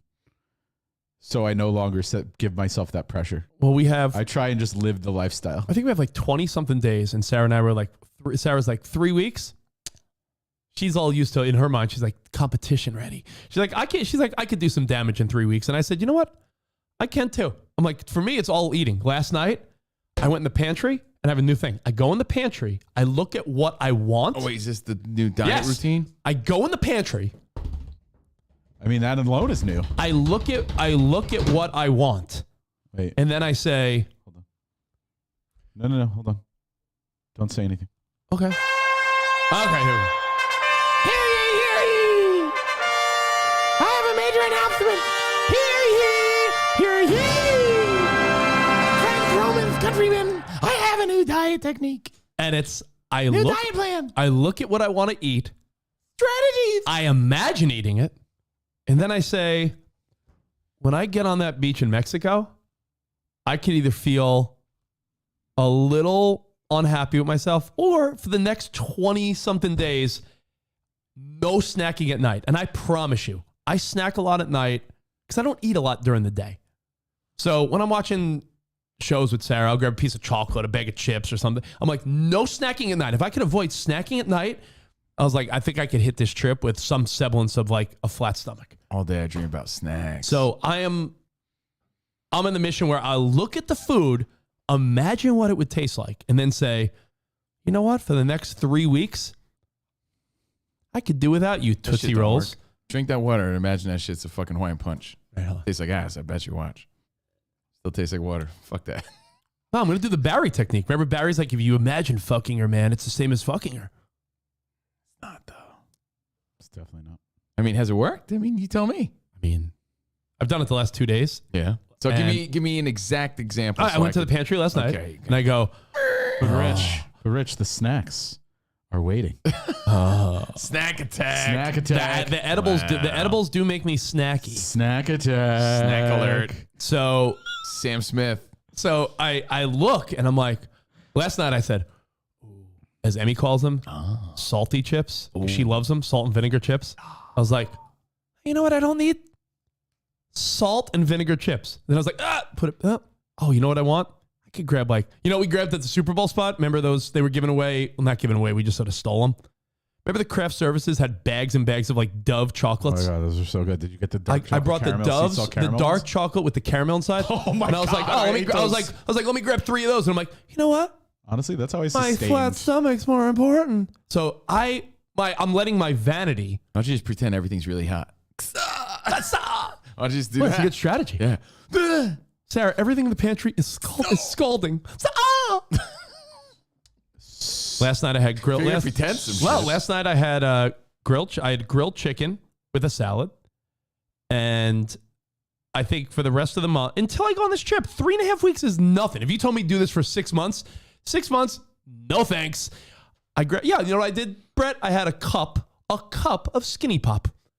It's my favorite. So I figure for the next 3 weeks, because this is not a long time commitment. For 6 months or a year, that's a lifestyle. I'm saying that for next 3.5 weeks, You're gonna pretend. I'm going to lose 5 pounds easy. Easy. It's called self-control, and none of us have it, Andrew Hart. Andrew goes, Rich's diet plan, self-control. And you know what? You say that as a joke, but the reality is, what's everyone's biggest problem? Portion control. Self-control and portion control. How many people have the right idea, but they're like, you ever Everybody knows what to do. Just can't do it. Yeah, 3 weeks. If I can't have like an egg and a piece of like Ezekiel bread or chicken or Dave's killer bread. or like chicken or fish or like some meat at night with, I think we'll do it. Sarah, come here, babe. What's the matter? Tell me about your Bunda class. Yeah. It's working already. How was the Bunda class? It was I'm glad I went in on an arms day because What? I went because they do like That's false not- advertising. No, that's not Bunda. no because it's No. okay so you know Go how, back. no so you know how Orange your money Theory back. is like half and half. It's like treadmills and working out, right? So Yes, Orange Theory. If you don't know Orange Theory is an hour, and it's 30 minutes. cardio. It's 30 minutes elliptical and treadmill, and then 30 minutes like light weights and like core exercises. yes, so essentially I thought it was like that, but they kept going back and forth. So anyway, instead of treadmills, it's Stairmasters. So the Stairmills, I'm like dying on, and you're on. They're not easy. What did They're I tell not you? easy. And it's just like, I've always known that, but it's like, now it's like, okay, now you do crossovers. Now you do this. Now you do skip a skip. Now you're going to climb a hill. And it was just very hard. So I'm very glad I did it on arms day because I couldn't imagine going on a glutes day and working out my legs first and then going on that stair mill and going back and forth. I would have died. Yeah, well, it's probably structured differently. Oh yeah. So it's, we'll see I'm signed up for like 4 more. So we'll see how they go. Oh, Bunda. Get that Bunda ready. Bunda. And you know what Sarah will do? I'll give up her secret. This is probably a lot of women's secret. Sarah starts scoping out bikinis that she wants. Yeah. And then you got to be like, well, if I'm ordering that fucking hot bikini, I want to make sure my cakes look good in them. Oh, right? Bunda cakes. Right? Bunda cakes. Nothing Bunda cakes. Nothing Bunda Bunda cakes. cakes. Nothing Bunda cakes. That's what I'm having on vacation. Bunda cakes. Strawberry. Oh, you should bring some Sarah. Bunda cakes to ZD Sarah, Fest. anything in the pantry? This is a good one too. Covino recommended so that we don't snack and we like stay on our mission to like get ripped to this vacation. No. They can have the snacks. Tell 'em to I'm saying get if their we own go in the snacks. pantry at night after an edible while we're watching a movie, we have to assume that everything in the pantry is scalding hot. Like you can't touch it. That's what you do? No, That's a good. I if love he's this gonna idea. Pretend, then Yeah. So when you're just give hot, another thing to when you're high, make because believe. because we're just high all the time, you and I, because we're just so fucked up all the time. When you're high as a kite, Sarah, and you're like, oh, the donuts are lava. Get a, yeah, Donuts are lava. Oh, donuts are lava. Why don't you get Donuts. a time? The donuts are Get a lava. time lock on your pantry door. Yo, I saw You some can't dude. go in after a certain time. I saw some dude on TikTok. You see the? Absolutely like break it. You ever see the dude on TikTok where he's like, if you want to get rid of your vices, and it's like a box you can put shit in, he's like, it won't open for 10 days or something. Yeah. I agree. Like that's a really good one. Wonderful. Yeah, I'm telling you.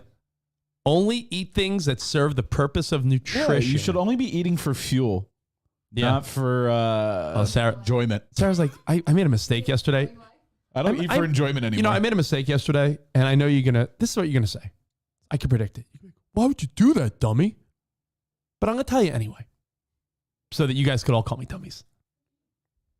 You made fun of me. Dummy. I did something before I went to the gym. You're like, why would you do that? Oh my god, you were so all. I'm so mad. So I take a pre-workout, and I saw Sarah has a collection of supplements. I don't know if Jordan does as well. Like I feel like Sarah has like collagen this fat burner, this fucking protein powder. Do you feel like Jordan has a collection of these things?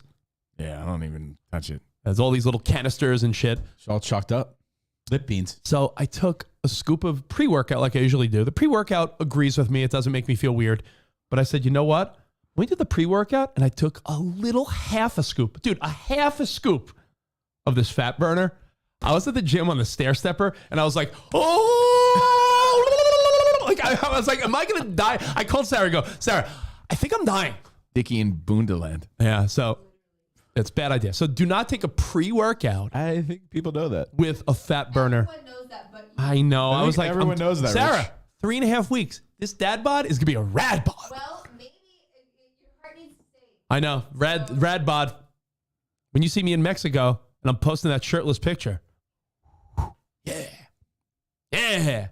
Kimmy D said, thank God I have no snacks in the house. No more little ones. Yeah.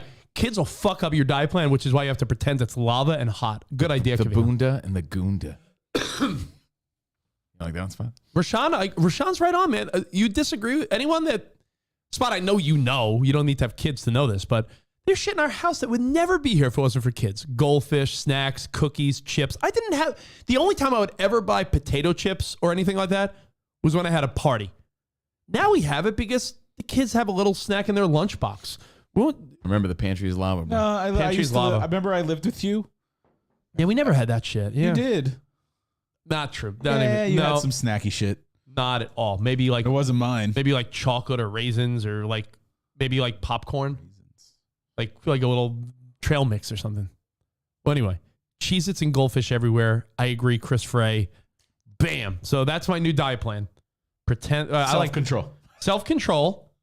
And when it's such a short, you know what it's like? It's like if someone told you you got to do something for a year. That sounds very intimidating. But if someone said you had to do something for like 25 days, doesn't it seem a lot easy? It's sort of like when people are, I'm going to compare it to something very serious. One of my friends who's in rehab, he's a couple years free of alcohol and drugs now, my buddy Andy, who I play, who I play softball with.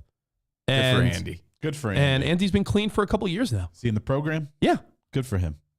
I noticed once in a while he'll bring some of the kids he's sponsoring, like the younger 20-somethings, to Good for softball as tried an outlet. I realized that softball's an outlet for a lot of AA people that I deal with.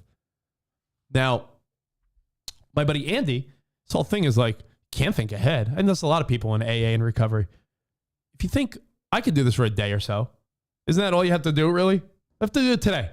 If I said you have to do it for years, then it sounds very intimidating. But if you said, just Gotta today, get an autopilot. yeah, just today or tomorrow, I gotta eat clean. Doesn't sound hard. If I said you gotta eat clean for 6 months, you'd be like, oh, what? You guys realize I had to mentally put myself in a zone where I lived with Rich and my sister for 2 years. You know what a fucking nightmare that was? Thank God, Imagine if someone thank God told it you- was wrapped in stress Imagine you to had, counter all the snacks. imagine someone told you you're a fucking grown adult who, you know, afforded your own beautiful place that you had to live with other people for 2 years. I had to fucking put that fucking thinking cap on, zone out. 2 years. 6 years on my sister's couch, 6 months on my sister's couch, 6 months with Rich, and then a year with my sister in a different I place. enjoyed our company, though. You were a good company. Fucking tough. Anyway, Formal Steve every day. you just gotta zombie through it.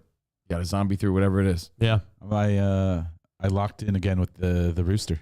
Oh, See, look at that. You're going to get ripped. Bunda boy. Going for like a strict 6 months. And you know what?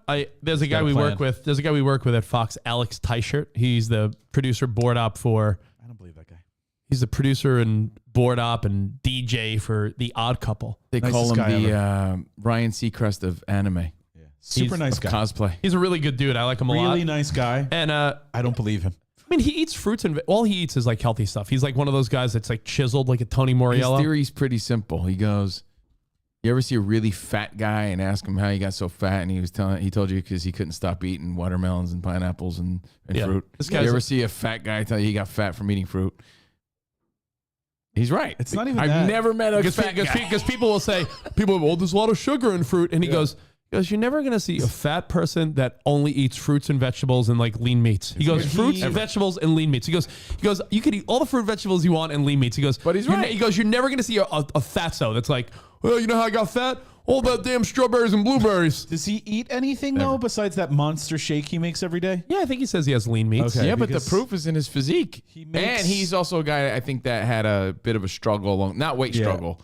Like I think he partied a lot. So he made a full-on life change. Yeah. And But he's very skinny. he's ripped. Yeah, but he said something too that I agree with, But which that's is also his body type. which No, you're I right. agree with something he said, which is once you start eating healthy, and I'm not on my soapbox here because I go up, Slim Goodbye. I eat shitty, I eat healthy. You guys exaggerate how bad I eat just because I talk about it. But when you go through a good phase, I bet you. Well, now's not a good time to start that because we're eating healthy. I was gonna say I bet you I eat no worse than you, maybe better, just because I have a Taco Bell or a Panda Express here or there.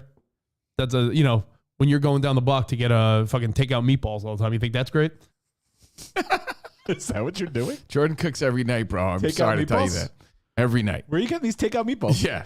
I don't know how many times I got to tell you that. I do get takeout meatballs, though. From where? But Jordan cooks every night. It's annoying, but she does because she's making a fucking mess every day. But there's always food. So when you start eating healthy, there is the instinct to be like, well, I don't want to eat bad now because it's like sort of offsets like, man, I'm starting to see progress. I'm feeling good. I'm going to the gym. I'm eating healthy. Once you start eating healthy and you get in that zone for a minute, bad food is unappealing because you're like, well, that's just fucking taking me down the wrong path. Know what I'm saying? Fucking, I know what I'm saying.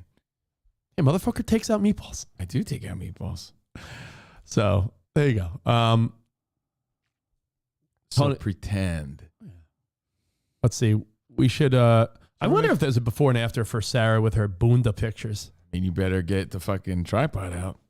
But no, I mean, 3.5 weeks of a butt exercise, they could do you well. Do you got a pump in your butt?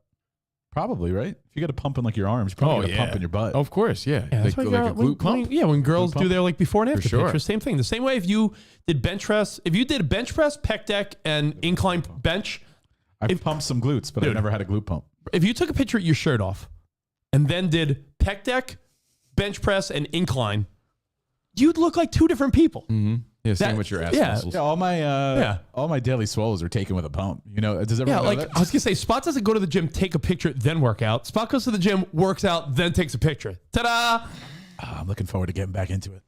Yeah, no. So hey, there you go. There's our fitness segment of the day. Summer, it's gonna be the summer of Spot.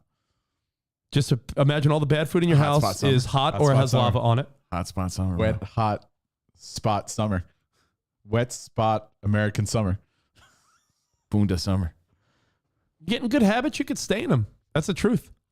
And maybe you hit a revelation at some point in your life. For all we know, you or I could hit, maybe in like 3 years from now, maybe 3-4 years from now, Covino's like, fuck, I'm 50. And Covino gets ripped. My dad said that. I'm 50. I'll be in the best shape of my life. That We're lasted, all like, rich. I think that was 3 hours, maybe. By no means am I targeting you. But you brought it up. We all are. All of us are getting to the age now where like this thing that you're doing to hit a vacation goal should be the norm, because we get snacks. The norm at night. Yeah, The norm at night, bro. The snacking needs to end as we get older. It's bad. Yeah. Snack attack. Tony Moriello and other people have pointed out how they love how I always say pec deck. Dude, I don't know bring it up what a lot. other people call it. Butterflies. Pec Butterflies. I always, isn't it called the pec? It's called When you grew up in high school and college, didn't they call it the pec deck? Yeah. But I always incorporate the pec deck because I feel like you get a good arm and chest workout. Butterfly machine. You get a good arm and I chest use it a lot. workout, I do and use it a lot, too. and then I flip it and reverse it, and you I get don't some do that. shoulders and back doing that. Yeah, You like that? Yeah. I don't do it. I always use just free weights, dumbbells. I don't do free weights. What'd you call us? Injuries. So, hey, you know what? That kind of ties into a dumb injuries thought I and had. form. It has nothing to do with weight. Who's injured in the room right now? This is from yoga. All right. Well, I'm just saying, like, I try to avoid injuries because as we get older, I've seen guys like in shape guys like Drew Mack like tore a bicep. Some other guy tore a pec muscle. Like you could think you know what you're doing, but as you get older, I knew a girl that got her ass ripped. True story. Yeah. I do know a girl that got her ass stripped. This is from me attempting to do a peacock pose. I swear. You want to? I'll show you what a peacock pose is. You know what means no You machine. don't want to. Rich is right about that though. Like you don't want to get hurt, right? I mean, you're not trying to be Mr. Universe. Yeah, I'm not trying to look like Bautista. So without my shirt on, I have like chest definition a bit, and I feel like the pec deck and incline machine. I do the machines. Fuck you. If the machines aren't good enough for you, This is how I hurt my arm. Trying to do this posture. well, that's just ridiculous. It's not. That's a sight I wouldn't want to see. It's not. It's actually a really strong pose. You ever see our buddy Barnando? Breakdancing? Yeah. Well, actually, like I said, all these thoughts lead me to a really dumb thought that I had. Okay. Okay. So you're talking about getting older, getting injured, and we're always talking about aging and the coming of age. It's Well, just- you know what? Can I tell you? it's part of our mindset. Knock on wood. I feel so lucky. I play softball with a bunch of guys Yeah. that are maybe I would say age range from 30 to 60, right? Some guys in their early 30s, but then there's some guys that are just good athletes that are good softball players. They're like 55, 60, right? Like our buddy Dax in his 50s. The one commonality that a lot of these guys just feel like they're always banged up. Like guys got a knee brace on, a shoulder thing on, an elbow thing on. And I've tried my hardest to live the life of TB12. And I just want to, I don't want to have braces on my appendages. And I feel like lifting, listen, I could do it, but if you said, hey, grab 255s and 245s and lay on a bench and just do chest. I do that. Yeah, I could do it, but all it takes from me is form though. So if you're never mind. okay. No, that's all right. I do that because I don't feel like I'm exerting myself. I don't. I feel like all it takes is one little and a little tweak. You drop the weight, like, oh, I twinge something. I don't need that shit. If you feel a little uncomfortable on a machine, That just means you're you careless.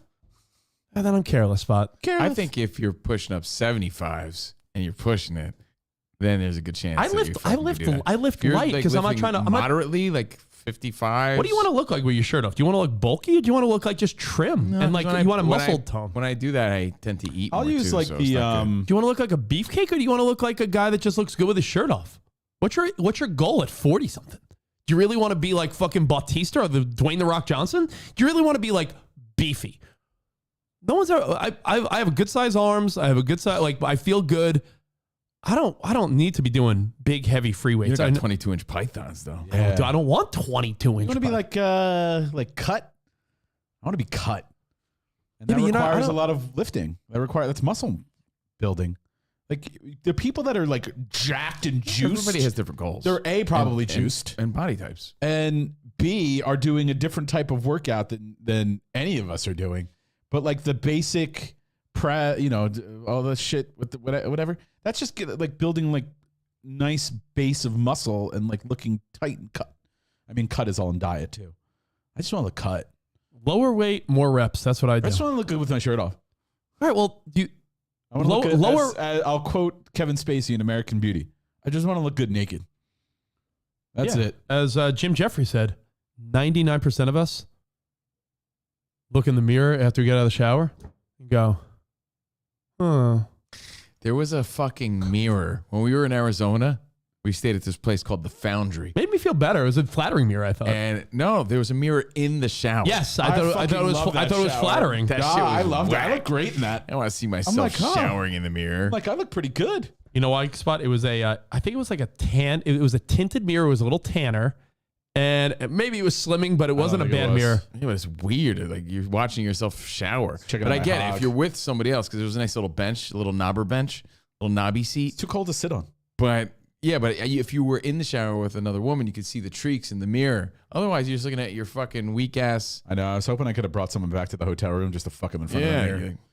Didn't happen. Washing your hair, fucking making horns. Giving yourself a mohawk, shampoo mohawk. Did you make yourself a little soap bikini? Slap your belly, stick it out, look at it. You ever look slap your dick rep. You ever look at yourself in the mirror and say, all right, how could if I were to take the most unflattering picture and then let me take the most flattering and be like, how could I look my grossest? And you'd be like, I could look 6 months pregnant if I want. And then I'm like, and then I could be okay, not bad. Yeah.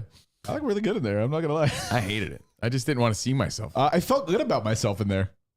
It was just the point is it's odd. They had a fucking mirror. Like you could watch yourself. So anyway, they know what's all going these on things. Well, it's also too, it was like the other half of the sink, because the sink was connected. So the sink had it went underneath the mirror to both sides. So like if you wanted to, you could like shave in the shower. It was like that kind of situation. Yeah. That was pretty cool. Yeah. So it was actually a functional mirror. Yeah. Hey, listen. Wasn't just for fucking. It could have been, though. Could have been. But hey, if you're planning a vacation, clearly I'm not alone. Everyone then immediately goes into like, all right, well, I got 3 weeks or 2 weeks or a month to get in shape for this vacation. Pantry is loud. Let's do it. I stay ready so I don't have to get ready. You know what I did for the first time that I thought was interesting? When I was booking stuff, Kayak and Expedia and even the website, everything was saying, wait to book my flight home. Like, wait, prices will drop. And usually, you ever see on those sites, it's always like, buy now, prices will increase. My flight home was like, wait. And I'm like, I don't know how long I want to wait. Because then you get all nervous. Like, am I going to forget? Like, what if the flight's not there? So we booked our flight there and the hotel. But I don't have a flight back because the website keeps telling me, wait. And I'm wondering if anyone's had that experience and has done that, because I'm like, I'll wait a couple days. What if maybe it will drop. I was going to say. Have you ever seen that? Because we use a lot of the same site. Kayak is, I feel like, the best one for that. Yeah. And it said, wait. I've never seen it say wait before. So, hey, enjoy. Mirror in a shower hotel. They're definitely recorded everybody showering. Oh, that's awesome. That's probably true. It's from Gabe Moreno. Good thing I didn't wank it. So, hey. Good thing I was too tired to wank it. Do your Bunda class, get your ass in check, and everything in your pantry is lava. The end. That's my new diet plan. Boom. Summer vacation, plan your stuff. And then you wonder, then you start wondering, oh, what are we going to do? I'm at the stage now where I'm like, well, what are we going to do with the kids this summer? When are they done with school? Send them to young people's day Then camp. it's like, all right, I guess maybe we'll go to Texas for a week, New York for a week. Then it's like, do you want to go to Legoland or Disney? You start thinking, as a parent now, you're like, all right, well, that's their summer vacation. So we have to figure out what to do. And you get in different mindsets. And I'm just going through that the same way. I'm sure a lot of you already went through it. I mean, you got spring break coming up. Yeah, then we're trying to figure out, He's got 2 weeks off. Yeah. I'm like, what are you doing those 2 weeks? Better make some plans. I had a dumb thought based on, well, it kind of coincides with what Richard was talking about, you're getting too old for the free weights, not hurting yourself, preparing. I mean, I could be wrong, but that's how I feel. maintaining. That's how I feel. Is there an example in your life where you got too old and you don't do blank anymore? I'll give you an example. There's two that I could think of. Actually, there's three. Like, when's the last time you full on sprinted? A lot of people, it might have been a while, and it might have been their last time. I do it all the time. No, but not every. No, but I'm saying, like, right? 'Cause I've heard a bunch of people say that recently. Like, I haven't full on sprinted in years, right? I'm not saying that. I'm saying that maybe you haven't. So then, when was your last time? Is that it? You're done. Yeah. You're done. That was it. That was your last sprint, right? Yeah, maybe a couple weeks ago. But then I'll give you one that I haven't done. I don't think I'll ever do. When I went to that bouncy house with the kids, Yeah. I think I'm like, unless the weird circumstances call for it, like the idea of like bouncing on a trampoline and trying to do flips and shit, I don't think I'm doing that anymore. I think I ever did that anyway. No, but I'm saying That's like fun. I love that. you see kids in the backyard, like parents, like you have homeowners insurance. They'll be like, you have a trampoline? You're like, why are you asking me this? A lot of people have trampolines and it's a liability, but see, I can't relate because I never had one. I never went on one. Neither did I, but I feel like It's just an Olean until your mother used it. but I do wonder, do you have an instinct to be like, yeah, I'm not fucking flipping on a trampoline anymore? I'm going along those lines, right? Yeah, that's so. to me. What is I that decided. feeling like my dad? I remember when my dad was a younger guy, right? He would maneuver his hand positioning on any like street sign, or any pole, and he would grab it and like flex, and then his body would go perpendicular and sideways. Oh, he could do that. Remember that trick? Of course. That's Like, yeah. But there was a point in his life. That had some core strength. There was a point. Yeah, he's the bulwarker. My dad weighed 150 pounds, bro. My dad had the physique of Ron Guidry on crack, right? So my dad was a skinny dude, like Gallagher. He had suspenders and anyway, skinny guy.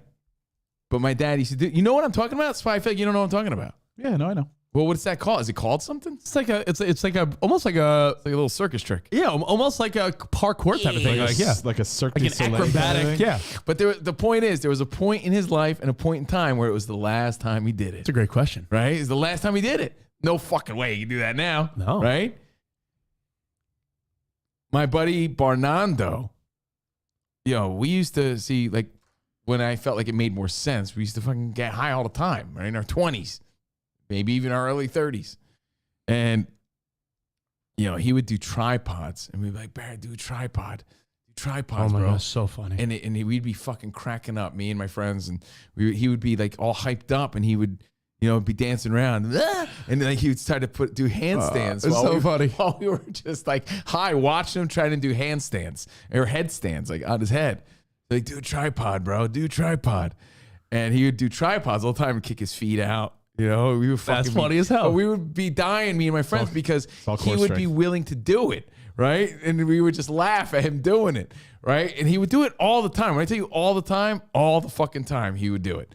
And I'm wondering now, he's a father of 4. He's not as slender and maybe as fit as he used to be. I mean, maybe he still does it, but no one's encouraging him the way we used to. Do a tripod. And yesterday he sent me a picture. He sent me a picture of him doing one. Oh, is it? Yeah.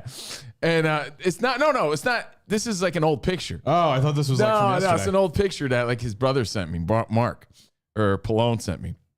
And it just made me think, like, I wonder Cropos. if Barry still has it in him to do a tripod, or has he done his last? Is it over? No. You think he still got one in? Yeah. Hold on, I'm going to ask him. I'm going to ask him right now. There he is. That's a crow post. You can do that. That's easy. All of us can do that. But then he would, point his toes up in the air. that's hard. Don't you remember we all did that in my apartment? Yeah, Yeah. the tripods. And It was like so we're all funny. like tipping over. Nico was there. Oh, and you refused to do it. Yes. Fuck, is that the story? What was Remember it? me, yeah, you, and remember I Nico? was like, oh, let's do crow poses. Where was that? It was at my old apartment, and you were the only guy that refused to do it. So you're done doing it. Want to do Yo, headstands? Barry, you do think you could headstands. still do oh yeah. You think you could still do a tripod, bro? Like, when's the last time you've done one? Can you still do it? You think you still got it in you? See what he says. But I think there's, something that bro. everybody was known for. Like, oh yeah, Mark used to do bro, fucking check great it out. backflips. Or yeah, John used to do this used to fucking flex his titties real fast. Like, was there a last time? Terry Crews? Yeah, like Terry Crews. Was there a last time, and did you realize it was the last time? Yeah, John hit us up and said, gave up snowboarding. He's like, yeah, it's not in the cards. I bet you skiing's one because as you get older, you might Without be a like, doubt. that's a. You know what it is? It's like, I think there's certain things where it's like the danger outweighs the joy. I could see someone being like, yeah, I'm like, do you think your parents, my parents when they were big skiers, but do you think your parents would be like getting on the ski slopes like when they were younger? My parents never skied ever. In their life? Never. Are you fucking kidding me? No way. But you say that like it's normal. Never. It's like that meme I showed yesterday with the guy that looks like me with the long hair. People who grew up with money will look at you dead in the eye and ask something crazy like, do you ski? My parents didn't ski nowhere. They skied nothing. Right? But I did. But if your parents did ski, you could see them thinking like, oh yeah, like those days are done. Yeah, like I was a good skier, but I bet you my dad never thought like, yeah, my days of doing that little circus trick done. Oh. You know, but I may have witnessed his last one. Don't you remember my dad? Yeah. When I was in Queens doing the podcast, my dad hopped on. Remember he told the story about how his days of snorkeling might be done? No, really? Remember he was at... It was a crazy story. Don't you remember my dad called? He was in the room with me, and he told the story about how he was in the DR or Mexico or something, and him and Nelly went snorkeling. And remember that he said the guy had to jump in and help him because my dad panicked and he like freaked? No, no. How do you not remember that? You were just not paying attention? I don't remember that. Spot, you don't remember that? I remember lots of things. I don't remember your dad having a panic attack. You don't remember my dad? No. Talking about how he was on vacation. It was very embarrassing. They went snorkeling. Yeah. And he sort of he was snorkeling and he's like, he sort of had a little bit of a panic attack, and he's like, Richie, I swear if this guy didn't help me, I would have drowned. And he goes, it's sounding more familiar the more you talk about it. He goes, I was very embarrassed, but he's like, I realized I'm in my 70s. Maybe I should. He goes, maybe I shouldn't snorkel anymore. I totally felt that though. I don't feel like I should be doing this. So when I was in Bora Bora, like standing level water.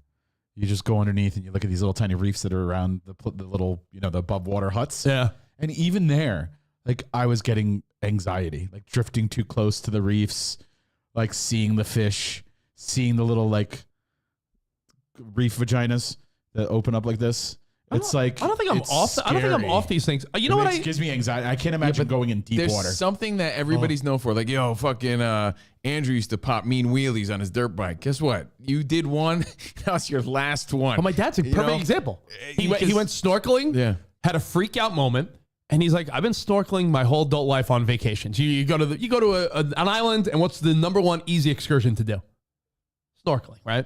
Best. He went out there But and he goes, a little he goes, I have my flippers, my goggles, and he goes, I have my vest on. And he goes, you know what? I went out there and looked at some fish, but just had this moment of like panic.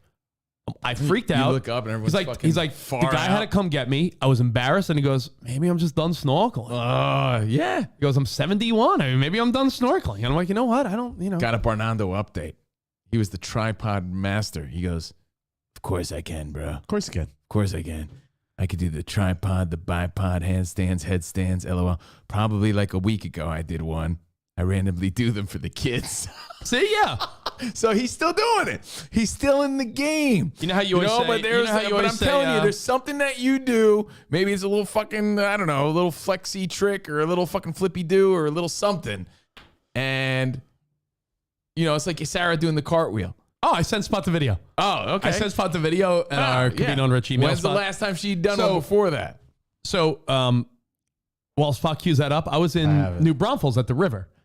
And there's a little place off the river. The poop chute? This is like a private island.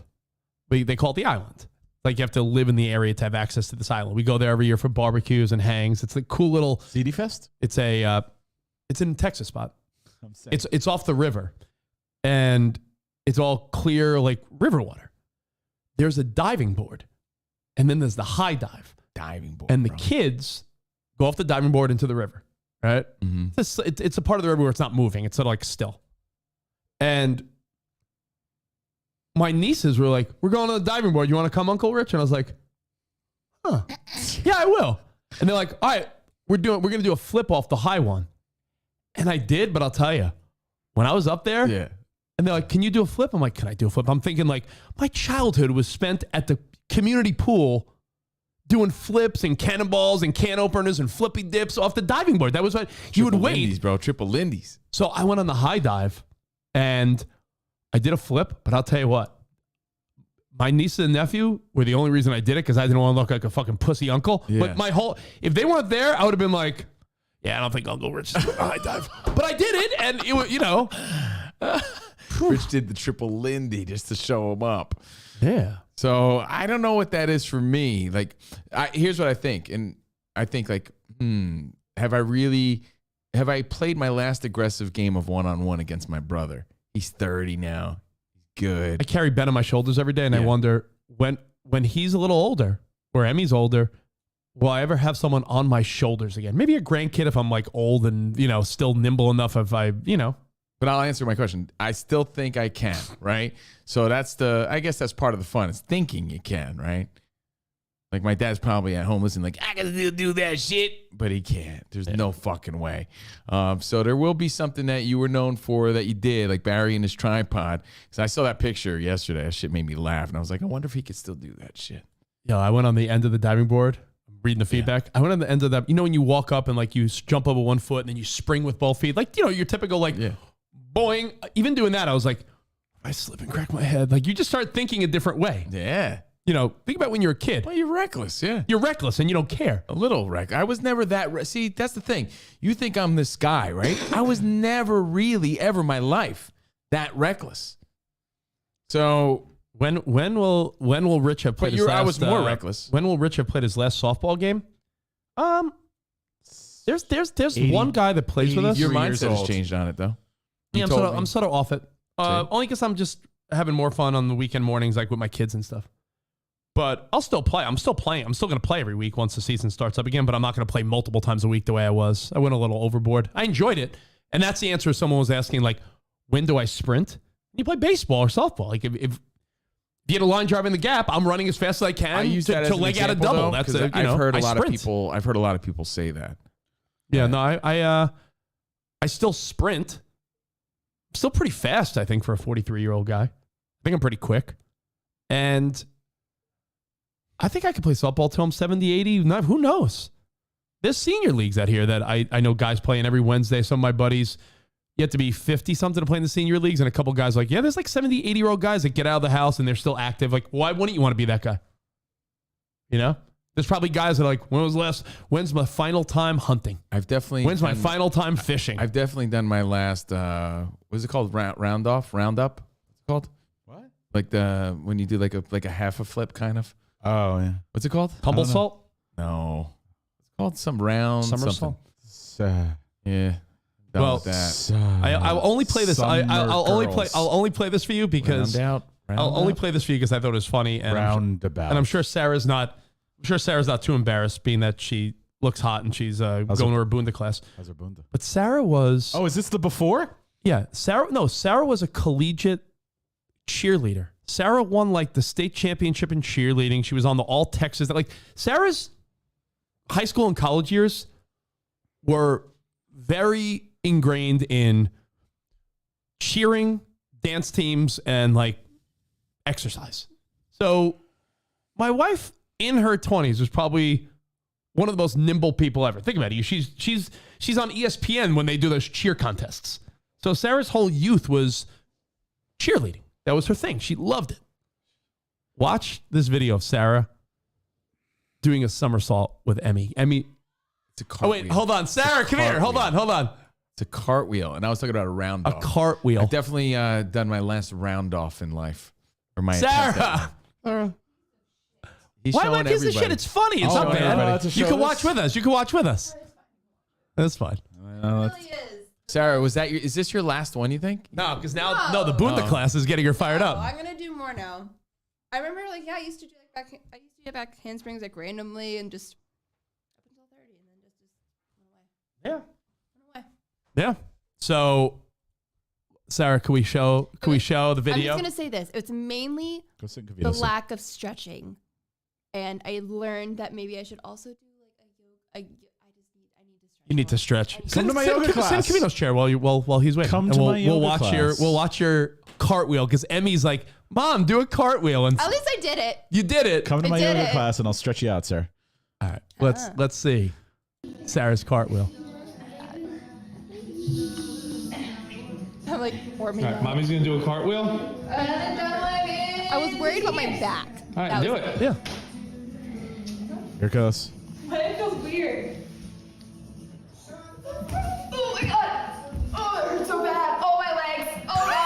holds everything in my legs. Oh my god. Those are your hamstrings, Sarah. my legs. Stretch out those hammies. It's like the tendon in here. Yeah, it's hammies. My hams. It was like here. Your legs look good. Yeah, they do. But like that was See that bunda. Let's see that bunda. That is what it was, and it hurt so bad. And I was so worried about my back, and I was like, oh, I have my shoulders to support, like everything's Your gonna psoas, go which up is was it your psoas muscle? But yeah, when you did it, and then you're like, oh, my legs. It hurts so bad. Oh my god. Yeah. Yeah, play it again for Covino. I'll give you a solid. Oh, you saw it? Okay. I'll give you a Showed solid everybody. 3. Solid 3, You Sarah. didn't show everybody at Fox and Judges, everybody else. judges say I saw it. 1 out of 10. Oh no, that's being generous. Oh, I give no, it that a was solid- great. I give it a solid 3. But I'm happy to hear it's not your last, your first or your last. Still look good, Sarah. You know, there's a fat guy out there who put his socks on That's by me. himself That's me. for the last time. He didn't even know it. Oh, Now he has to use one of those plastic things to put his socks on. you gain 1 more pound. Yeah, he's like, "Oh, I can't do it." Last time he ever did it. Can I tell you a sock story? I saw my grandma take her last shots of basketball for sure. Unless this sock story tops Covino requesting his socks back from one of his Melody's friend's dads. That's the best. I Did you don't ever get him wanna back, by the way? Got him back. I don't Still wanna hear bothers it. me. Still irks me a little bit. I don't want to hear any other sock story ever Anyway, again. let me wrap this up. But my sock story, real quick, is Are that, you too old, or was it the last time you did blank? well, if you think it was the last time, do it one more time so that you can remember your last time. How about that? There you go. I like that. I must have played basketball for the last time. No, go play basketball today and then make it your My last time. dad's If gonna that's be out by the street sign later. Like, hey, hold on, Dance, you hold my feet up. I did it. I knew I could. Hey, stop me, you dumbass. Hold me up. Does everybody know what I'm talking about, though? Yeah, Yes. I don't know if everybody knows what I'm talking about. So your dad was, his body was parallel to the sidewalk. You twist your body. I think you grip the pole or street sign like this, right? Yeah. And you just flex so hard, your body goes. Yeah, but it's tricky. It takes core Yeah, strength. It's tough. Yeah. Think he would have taught me how to do it or some shit. He just would brag about it. Can't do this shit. Can't. But yeah, maybe today he'll fucking do one last one. Oh, you know, my Take a dad told picture me of it. Yeah. not that he's done playing ping pong for the last time, because he came out of retirement and he whooped everyone at some event. He was at an event, Yeah. a family party, something, and he was like, there were all these younger people playing ping pong and they were good. And he's like, I went in there, came out of retirement. He's like, I killed everyone. I killed everyone. Was he like fucking John Wick? You know what he thinks he is now? I'm like He goes- John Wick. He goes, I got to be honest. I don't know if What do you're you ready. mean? I don't know. Killed everyone. I don't know if you're ready for this. I go, what? He goes, he's rediscovered his skill in something. He's like, no one could beat me. Is that your dad? Yeah, is that Big Steve? See, that's crazy. No, he would do it. He would be like leaning in, kind of. But similar enough, yeah. Like it's Well, the this is what I same picture. concept because you can see his grip is. Yeah, that's next level, right? Yeah. That's like some Cirque du Soleil shit. But you know what it is? You just described that sad moment though, Rich, because someone will give it that one last go and be like, realize, "Nope." and realize they can't. Yeah. You know? My dad says Richie, I got to be honest. I'm like fucking Minnesota Fats.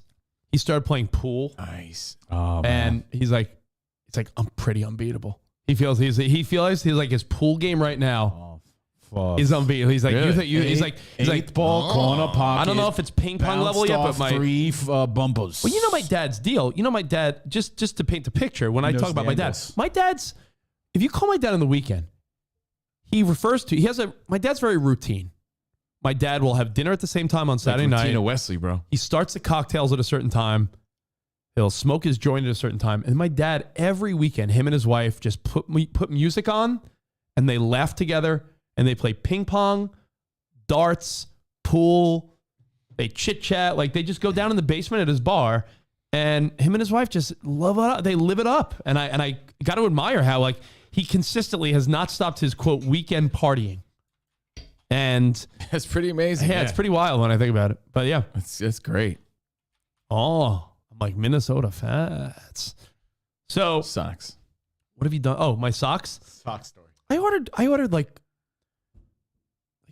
12 pair of gold toe yesterday for $40. They're expensive. They're not cheap, but It's an investment. let me tell you something. You're investing in your foot future. I had purchased like multiple big packs I purchased multiple big packs of socks. They're sparkling, bro. Not even joking. And I feel like some of these cheaper, like Hanes or Fruit of the Loom or some of these like Target bags of socks, Sarah and I were laughing our ass off because they're getting holes after like 2 wears. They're so like My favorite. I'm like, yo, these are like disposable socks. They're so bad that yesterday I was like, I got a Buying big. biodegradable socks. They really are. There's a. These socks. Those are nice. Those are quality. Hanes. I know they're Hanes, but that's not great. X Temp. Next level. They got like a nice little padding. They're a little bit thicker. They're good. They control temperature and they last. Los Hañes. Yeah, Spot. Like I've had pairs of these for months. There's Adidas socks at Costco that are good too, but yo, if you think All day I dream about snacks. if you think you're pulling a fast one like I did by saying like, oh, I'll get like a 20 pack of socks for $10 at Target, those socks, no joke, last like 1 wear. They're so embarrassingly bad. Hanes. You can see through them. X Temp. I stretch my foot, I can see my toesies. Socks have an expiration date, man. That's why they wear out at the same time. That's fucking the worst. So, you know what? I could tie the whole thing together. You want to do this? Yeah. I could tie it together. Yeah. Talked about Bunda. Do you want rando news first? No, I think you know what we could break it up with? We could break it up with 2 really funny wrestling clips. You sure? I got Yeah. rando news. They're quick. I saw a clip that said this is the wrestler Earthquake, right? Mhm. But it's the Earthquake. It's Earthquake. But it's the last Instagram thing I sent you. It's Earthquake describing what it's like when he goes to the bathroom. Nice. Earthquake when he describes his bathroom visits. Is this how you felt this morning when you were in my room over here? I was like, pizza ball. And it's gonna happen right here. You better put in a call to the Red Cross and get the ambulances lined up because this is one earthquake that you can predict. And when it hits, complete devastation. Oh, I can't believe it. Please.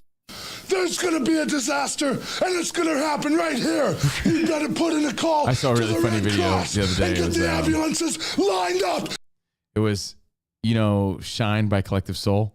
Oh, yeah. It was, and it was Macho Man going, yeah. And then I saw the Bushwhackers in it too. I saw the same one. You're like, whoa, heaven, let your light shine down. Whoa! That shit was funny.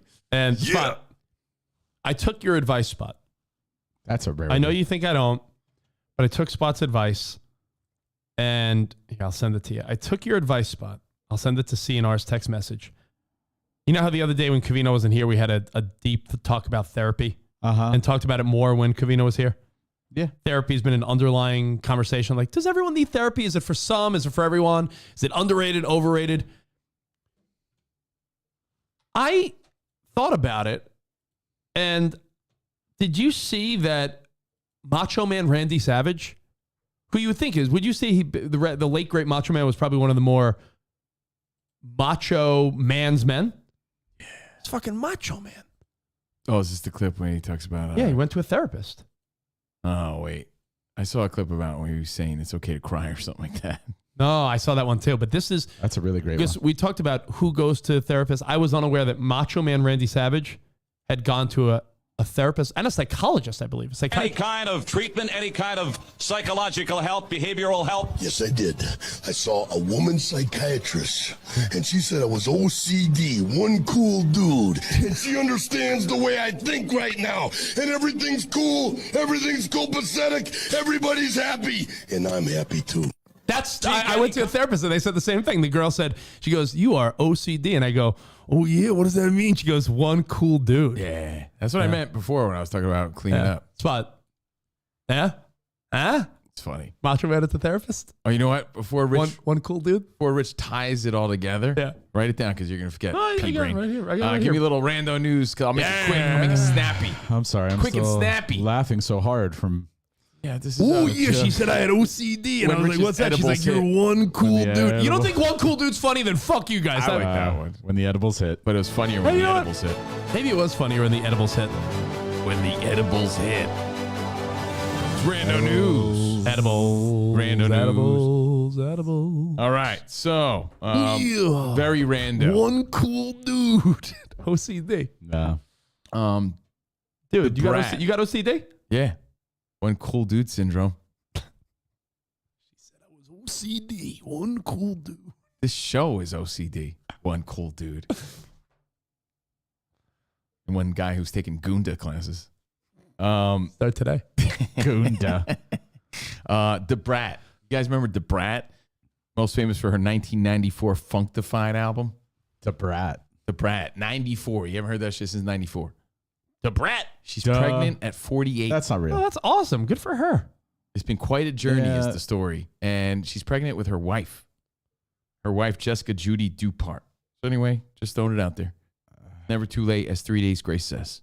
Oh, yeah. Is she carrying the baby or is she having a surrogate? Oh, she's carrying the baby. Yeah. That's awesome. Good for She's her, aware man. of all the challenges. High ahead, risk and but challenges, but good for her, man. Well, That's I fucking mean, awesome. Modern medicine has it's still very high risk. Geriatric pregnancies are very high risk, but I mean, I'm sure they're under proper doctor supervision. You got money, you can do anything. Yeah. So just, hey, 48, good for her. Cool. Congrats. Just keeping you up. She's so funkdafied, Lonnie. So funkdafied. Don Lemon, big in the news this week. He returns to CNN on Wednesday, but there's a lot of beef there. Yeah, but there's one. I think he has to apologize. Yeah, it says he returns Wednesday with one condition. What's the condition? I think he has to acknowledge or take accountability. I think that's what it is. But there's been a lot of beef for a minute, and they're saying these are the last of days of Don Lemon. He's not a happy camper. Yep. So maybe he's just looking to get fired. So that's the update. He returns tomorrow. He's not been happy for a while at CNN, but he probably makes a lot of money. Where are you going to go, man? Again, these are very TMZ sort of headlines because not a whole lot going on, but I'm just keeping you posted on some bullshit. Liam Neeson was interviewed on Rolling Stone, and he recalled his embarrassing appearance on The View. Sort of regrets it because Joy Behar went all weird on him. Who is this? There's a double standard that we live by, and I'm okay with it. I'm just saying there is. If a guy talked about how into a woman he was, he'd probably appear a little creepy about it. But Joy Behar was always talking about how she's moist for Liam Neeson, creepy ways. Moist. I don't know, just she's always talking about it. So they played a montage for Liam Neeson while he was there of all the times Joy Behar was fawning over him. And he said the whole time he fucking hated it. He felt it was awkward. And, everyone's saying, hey, Believe welcome. anything that you say because it's no secret that Joy thinks you're the hottest and the greatest ever. He probably hates this, you said, right? He said he hated it. He was embarrassed by In it. case there was any doubt, Yes. we have a few times she's brought you up over the years. I think we have some video. Have you seen this? I would just like to have my ashes sprinkled over Liam Neeson. There's room in my heart for Steve and for Liam Neeson, let's say. I mean, Liam Neeson right now, are those kidnapping movies that he does get me so aroused I can't even Barf. spread my ashes over Liam Neeson. Liam Neeson. Liam Neeson. Liam Neeson. Liam Neeson. Liam Neeson. Liam Neeson. So somehow it came up that he was embarrassed and he felt awkward about it. And then this turned into everybody fucking hates The View. And it is old. So it turned on to I hate The View sort of trend. Everyone hates The View. Right. I hate it. Makes her aroused. I will find Joy. Another thing, Guns N' Roses was trending this morning. I was like, ooh, what's going on there? They got a big-ass fucking tour coming up. When I say big-ass tour, Sarah should get involved, bro. She's got those Bunda things going on. She's preparing for the big ass tour. Guns N' Roses, Middle East, Europe, plus North America 2023. They're going to be in North America. Let's see, they're going to be in Montreal first. Montreal, August 8th. But they hit Pennsylvania August 11th, August 15th, and East Rutherford, New Jersey. So GNR 2023 tour. But it's talking about the last time. Did we see the last time that Axl Rose could hit any note at all? He performed at Lisa Marie Presley's funeral memorial. Mm-hmm. It was horrible. Haribo. It was like those gummy bears. Haribo. I mean, doing something for the last time is so final, and you probably feel I'm getting close to death. And when Elton John's last show, or who was it a year ago? Was it Phil Collins or Sting or Peter Gabriel? Who was it? Phil Collins. Phil Collins, he had a very specific, this is it. Yeah. That's sad. So GNR trending, people getting pumped about their tour. Lamar Jackson was also trending. People saying this dude needs a long-term contract stat because today NFL teams could designate their franchise players. Well, but Lamar Jackson was trending because it was like, it's ridiculous that anyone could even think that Jalen Hurts is better than Lamar Jackson. And, where's Lamar Jackson's future? He's a superstar NFL quarterback. Well, we're about to find out. Here's the problema. We talked about this on FSR. I mean, I made a point that I thought was pretty obvious, but we don't think enough about it. If the salary cap in football is roughly $200 million, every team that pays their quarterback like $50 million, you better hope that the young players around you develop and win, because you can't really spend money. Like, think about the 49ers. The advantage a team like the 49ers has, or the Eagles that haven't paid Hurts yet, you have the ability to pay. The difference between paying like Jimmy G $8 million, or I'm sorry, Trey Lance gets $8 million. If fucking Lamar Jackson gets $48 million, that means the 49ers have $40 million more. And that, you got to realize that most teams that pay a ton for their quarterback have not done well recently. Starting today, NFL teams could designate their franchise or transition players. Franchise tag candidates include, number one, Lamar Jackson. That's why he was trending. Daniel Jones, Saquon Barkley, Geno Smith, Tony Pollard, Dalton Schultz, Orlando Brown Jr., Jesse Bates, Darren Payne, and Josh Jacobs. If Danny Dimes, if Daniel Jones, you call him Dr. Jones, thinks that he's in that ballpark getting like $40-something million, the Giants pay him at that level, the Giants are never going to be able to build a team around him when a fourth of your fucking wad goes to that guy. Whoa. That's why it's so important for a team to really win early on. Like the 49ers, I'm not saying they're considered my team. Think of another, though. If you can, let me know. A team where your quarterback's not taking a fourth of your load. Fourth of your wad. Yeah. Your wad.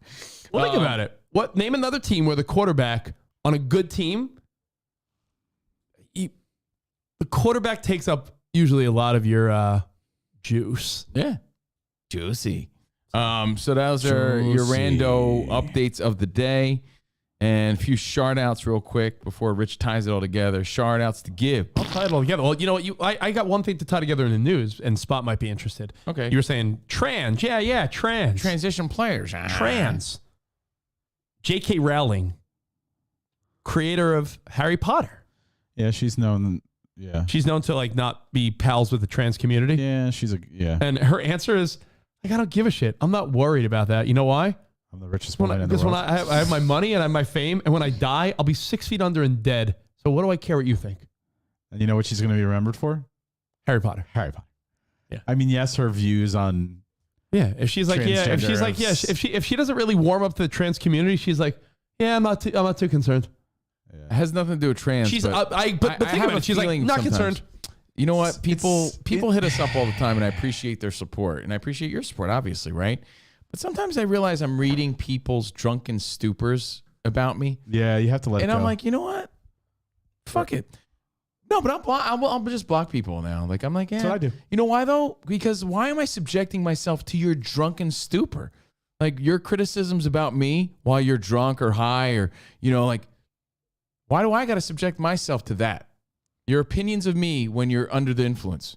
It happens all the time. You know how many times people are like, they'll hit me the next day like, sorry, man, I was all fucked up. I was drunk. I didn't mean to come at happens you all like the time. Happens all the time. Look at our inbox. So I'm like, why am I subjecting myself to their fucking angry buzz? It could be Block. It could be Patreon. It could be SXM. It could be Fox. These people come from all walks of our feedback. But it's different than what she's saying, but I'm sort of tying it together where there's a point, you hit points in life where you're just like, fuck, I don't care what you think. Blocked. Yeah. I appreciate this. That doesn't mean I don't appreciate the sport. I really do. Why am I subjecting myself to your criticism? Why? It does nothing good for me. I'm glad that you enjoy the show. I'm glad that you like it. But if you're going to criticize me and you're angry about some shit because you're like high or drunk or, maybe you're just having a bad day. Maybe you're just having a bad day. Yeah. Like, why am I subjecting myself to your bad day? I don't need that. So I try to let it not bother me. And I'm just trying to piggyback off of her thinking. Like, she has her views and she's like, fuck it. I don't care about your views. I'm going to do me. You don't have to like what I think. How do you? Lisa wants to know, how do you respond when the person then apologizes later? I usually say, "Yeah, man, all good." Yeah, I don't care that much, but like I said, why am I subjecting myself to even reading this anymore? No thanks. Yeah. No, listen, people have a bad day, and sometimes you're just the recipient of the like, who do I want to vent to? But when you're talking to like thousands of people a day, why do I need to be the recipient of anyone's bad mood? I don't need that. That's true. I don't need that. I appreciate this. That doesn't mean I don't want you to listen. Of course I do. But like, why do I want to be like subjected to your negativity? Yeah, like this relationship is two ways because that's where we live in now. Of course. But it's like we do a show. Yeah, that doesn't mean you need to agree with it. Yeah, like we do a show. We hope you love it. We don't even care if you agree with us. Like, you could be like, I fucking hate everything Covino stands for, but I'm entertained by him. Yo, Rich is a fucking dingbat. Yeah, but I find them funny. We don't care if you like us. Do me. Like, Spot, there's people that think you are the greatest guy, and then there's other people that are like, I fucking hate Spot. Yo, if you keep listening and you like what we do, I don't care if you fucking hate Spot or love him. Are you entertained, and do we help you get through your day? Do you support us? Do we support you? Yes. But I'm not going to take it to heart if someone's like, you're a fucking jerk off, Rich. But why do you need to even see it? That's true. I'd rather say, hey, you can think whatever you want. I don't need to see it. Yeah. Think whatever you want. And then there's some people that are like, block. Then you can tell there's some people that are like hung up on you, and that's sort of a weird feeling. No, because then like you're going to battle this guy and try to change his opinion, feed into whatever bullshit he wanted anyway, or you say, hey, you know what? You can think that if you want. I don't care. Block you. Yeah. Like it's easier that way, I think. There's a few people in particular that are like, blocked you, bro. There's a few Block people. you. There's a few people in particular where I'm like, I really appreciate you being with us, and I appreciate your support. That's fair. But really, like the way you will write things to me, like it's surprising that you're, Yeah, it's never the words that annoy you. It's the intent of them trying to annoy you that annoys you. The intent that bothers you. So to go back to J.K. Rowling, I mean, I'm sure she's got some weird views on these things. So Not I'm really. Not defending. Probably similar to what you think. I don't know her views. I don't. So I can't defend or criticize them. I don't know her views on trans people. Probably things you think but about. She's probably saying she probably has the stance you have behind closed doors. I don't have any stance. I think there's a lot of kids with mental issues. But I do think that there's people that need to transition. I think it's case by case. And I think, we're making it too easy. I mean, there's no secret of how I feel about it. But I think she's just saying, yeah, I don't care about what you think. I'm going to think what I think anyway, regardless. I like it. Nothing wrong with that. See? Yeah, there's people that are just hung up on like one of us, right? Like there'll be someone that all the time comes at me or comes at you or comes at Spot. They're all different people all across the board. It's great. So, hey, just keep supporting. If you need one of us to be the villain in your life, I always say that, like, sometimes a girl needs some of her exes to be the villains in her life to make her story. Yeah. Does that make sense? Like, yeah. I'm not calling you out because I'm sure I could say the same about my exes, but I feel like in your ex's story, much like probably some of mine, you're the villain in that chapter of her story. And you know what? That makes you feel better. And then I was with this guy who was like, then I was with this guy who was like terrible and this and that. And it's like, well, you know what? If me being the villain in your story, I read a great quote once and I'll never find it now because I'm thinking about it, but it was something along those lines. Like, if someone needs to make you the villain in their story, fucking let them. Like, if like, to the effect of like, I don't think that's the quote.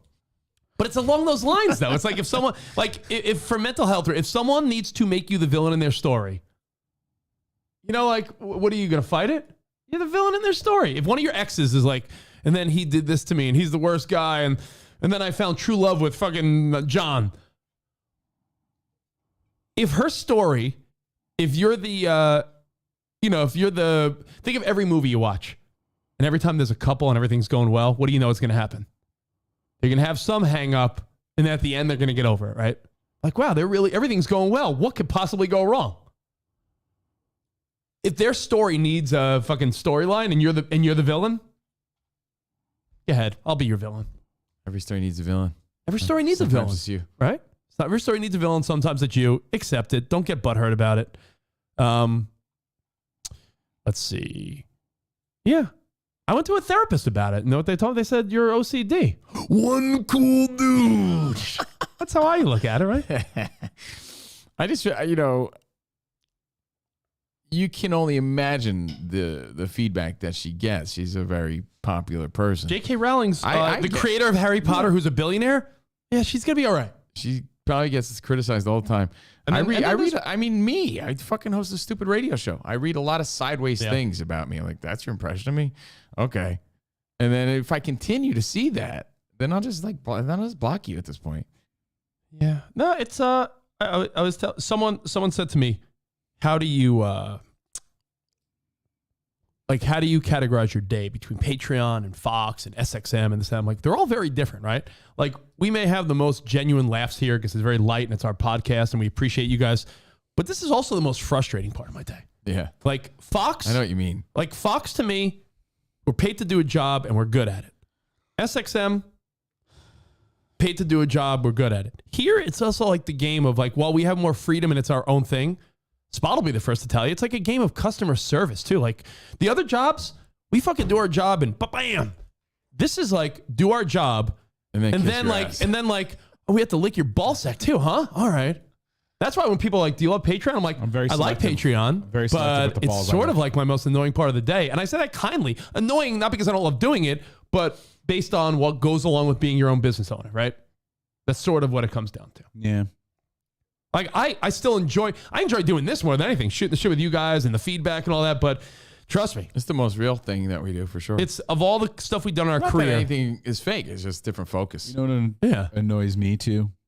Is that sometimes, you know, like we're here, we chose to be here. Yeah. And we're very appreciative. Don't get anything twisted. We're very appreciative. I can take a lot. But you know what it's like, Spot? Let me give you 1 point and then it's all yours.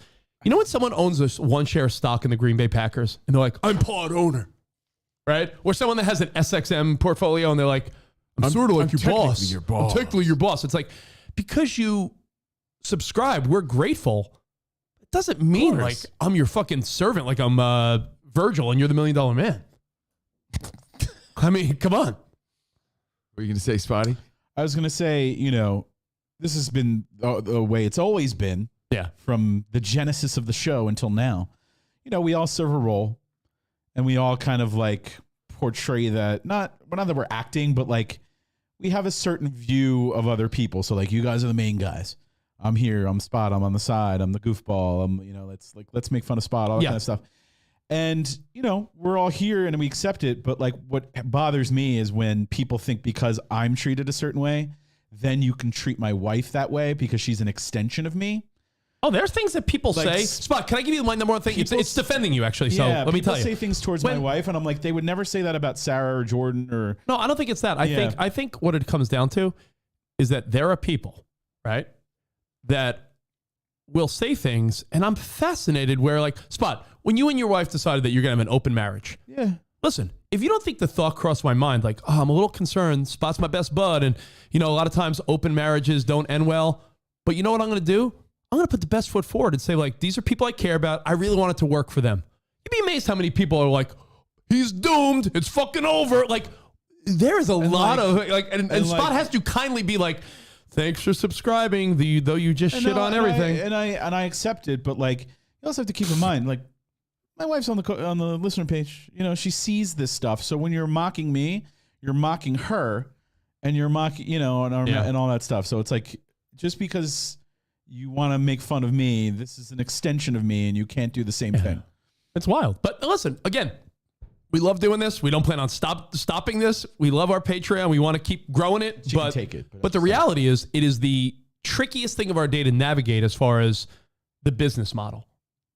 Like at SXM, if someone's like, Covino, I fucking, you know, you're good on the air, but I fucking hate you. Covino could be like, yeah, go eat my ass. Now Covino has to be like, go eat my ass. And I really do appreciate you subscribing. Well, it's true. It's a pivot. It's true though. I want as many people listening. I don't expect everyone to like me. Yeah, but the old days of like, you don't fucking like it, beat it, don't listen. You really can't say that because you don't want to lose people that are supporting our show. I don't. So that has changed. Yeah. So my thought process was based on J.K. Rowling. You can think whatever you want. That doesn't mean I need to be subjected to it all the time. Mm-hmm. You know, you want to talk about my personal life, my relationship, you know, what I'm doing. I'm a mental case. I need therapy. I'm a jerk off. Whatever. You know, it's fine, but that doesn't even need. In fact, I encourage it. You can do whatever you want. I don't need to read it or be subjected to it. I don't need to see it anymore. Didn't you go to a therapist? Yeah, he said I had OCD. What's that? One cool dude. No. That's so. Like this one corny dude. They misdiagnosed Rich. There's one guy in particular that constantly keeps trying to get my attention, and it's like, dude, stop. Like there's some people, like you were saying, there's people that will hit you up, and it's like it's wild. It's a wild thing. But hey, appreciate support. You guys are awesome. Now I could tie it all together with one quick thing. You could look at it on your own. We could call it a day. Do it. Rockapella. By the way, happy birthday to a woman we all had a crush on in the 90s. Tiffany Thiessen. No, her entrance into a scene is legendary. Jennifer Love Hewitt. Jennifer Love Hewitt. Jennifer Love Hewitt. How old do you think I was going to say Ricky Lake. JLH. Love those Hewitts. Yeah, she got them Hewitts. She's the same age as Jordan Peele from Key and Peele. They celebrate the same birthday, the same year. So who are you thinking? What age? She's 46. They're both 44 today. Jennifer Love Hewitt and Jordan Peele double D. are 44. The girl we had on our show, who we thought was great, Erica Goldberg, Haley Orantia. She's 29. I don't think you said that name right. Orantia? No? Yeah, no, you're thinking of wasn't there a why do I feel like there was an artist, like a musical artist? Oranthi. Yeah. Was according to you. Yeah, that. No, because no. remember we had her on the show and we went over the pronunciation of her name. Whatever. Well, anyway, Kelsey Grammer, 68, and Sophie Turner from Game of Thrones, and Mrs. Jonas is 27 today. Shout out to Eduardo. It's Fat Tuesday. It's National Pancake Day. A lot of shit going on. Great. Eduardo Moreno. You know you're going to say that on Turbo later. No, I'm not. National Pancake Day. Get those fucking flat jacks out of my face.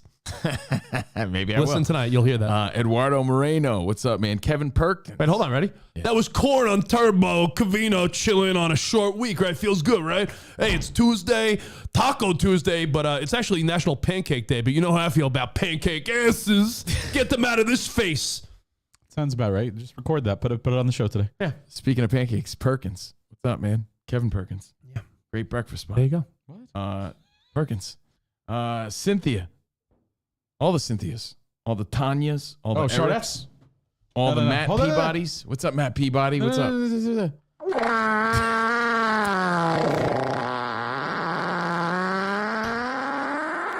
In one juicy shart and final shart to Jake Levesque. Oh. Yeah, thank you, Jake. So juicy.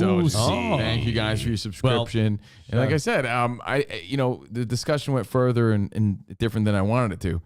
My point was, you can think whatever you want to think. We're all entitled to think what we want. I do appreciate your subscription. I really do appreciate that. Yeah. No, I just no longer feel the need to read all the criticisms. I think that's fair. Oh, and I see it all. Yeah.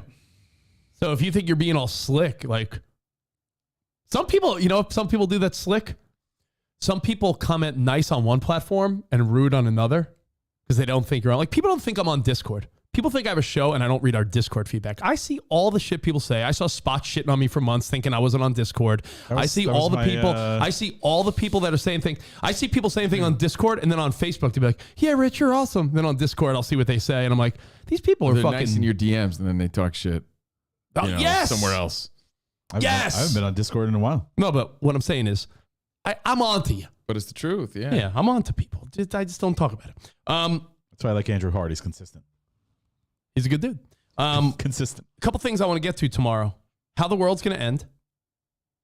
I have a college radio dilemma. I said I was going to get to it today. So how the world's going to end. How do you know? Oh, I know. There's a college radio dilemma I have. Oh. So college radio, how the world's going to end. I said I was going to say it today, but surprise, I didn't follow through on all I teased. There's a guy that's a motivational speaker that I love him. And we'll get to him tomorrow.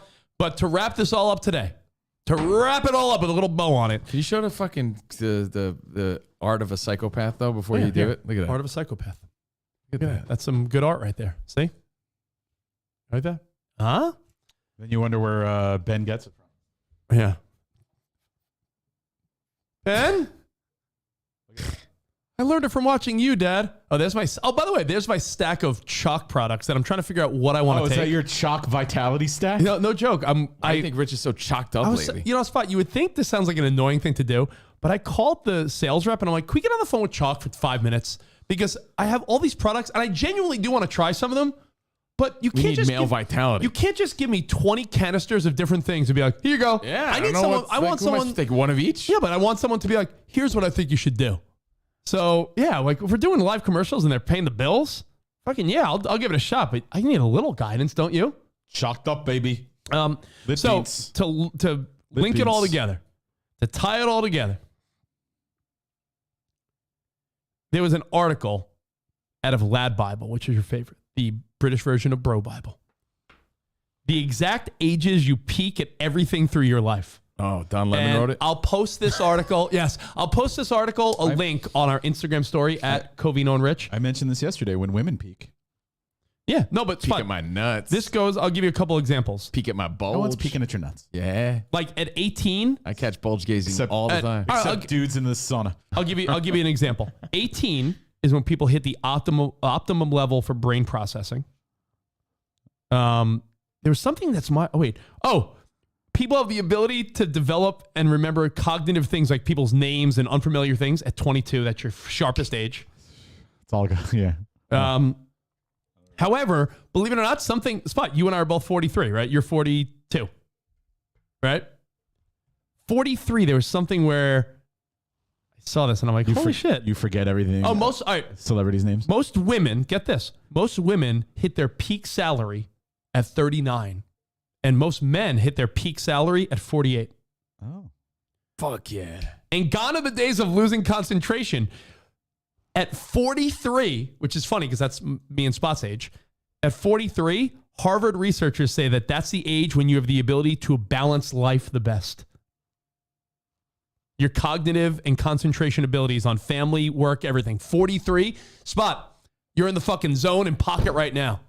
This is your biggest ability to handle things, essentially. 43 is I can handle shit. And I'll give you one more, and now I'll post the article. Wouldn't you believe people that are 70-ish have come to grips with feeling the most comfortable with who they are?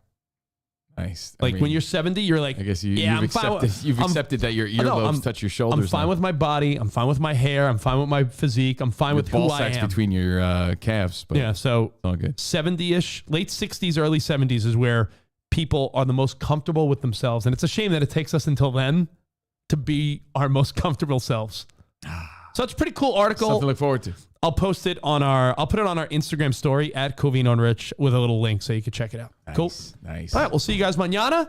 Until then, arrivederci, baby. See you. Promise. Goodbye. Promise.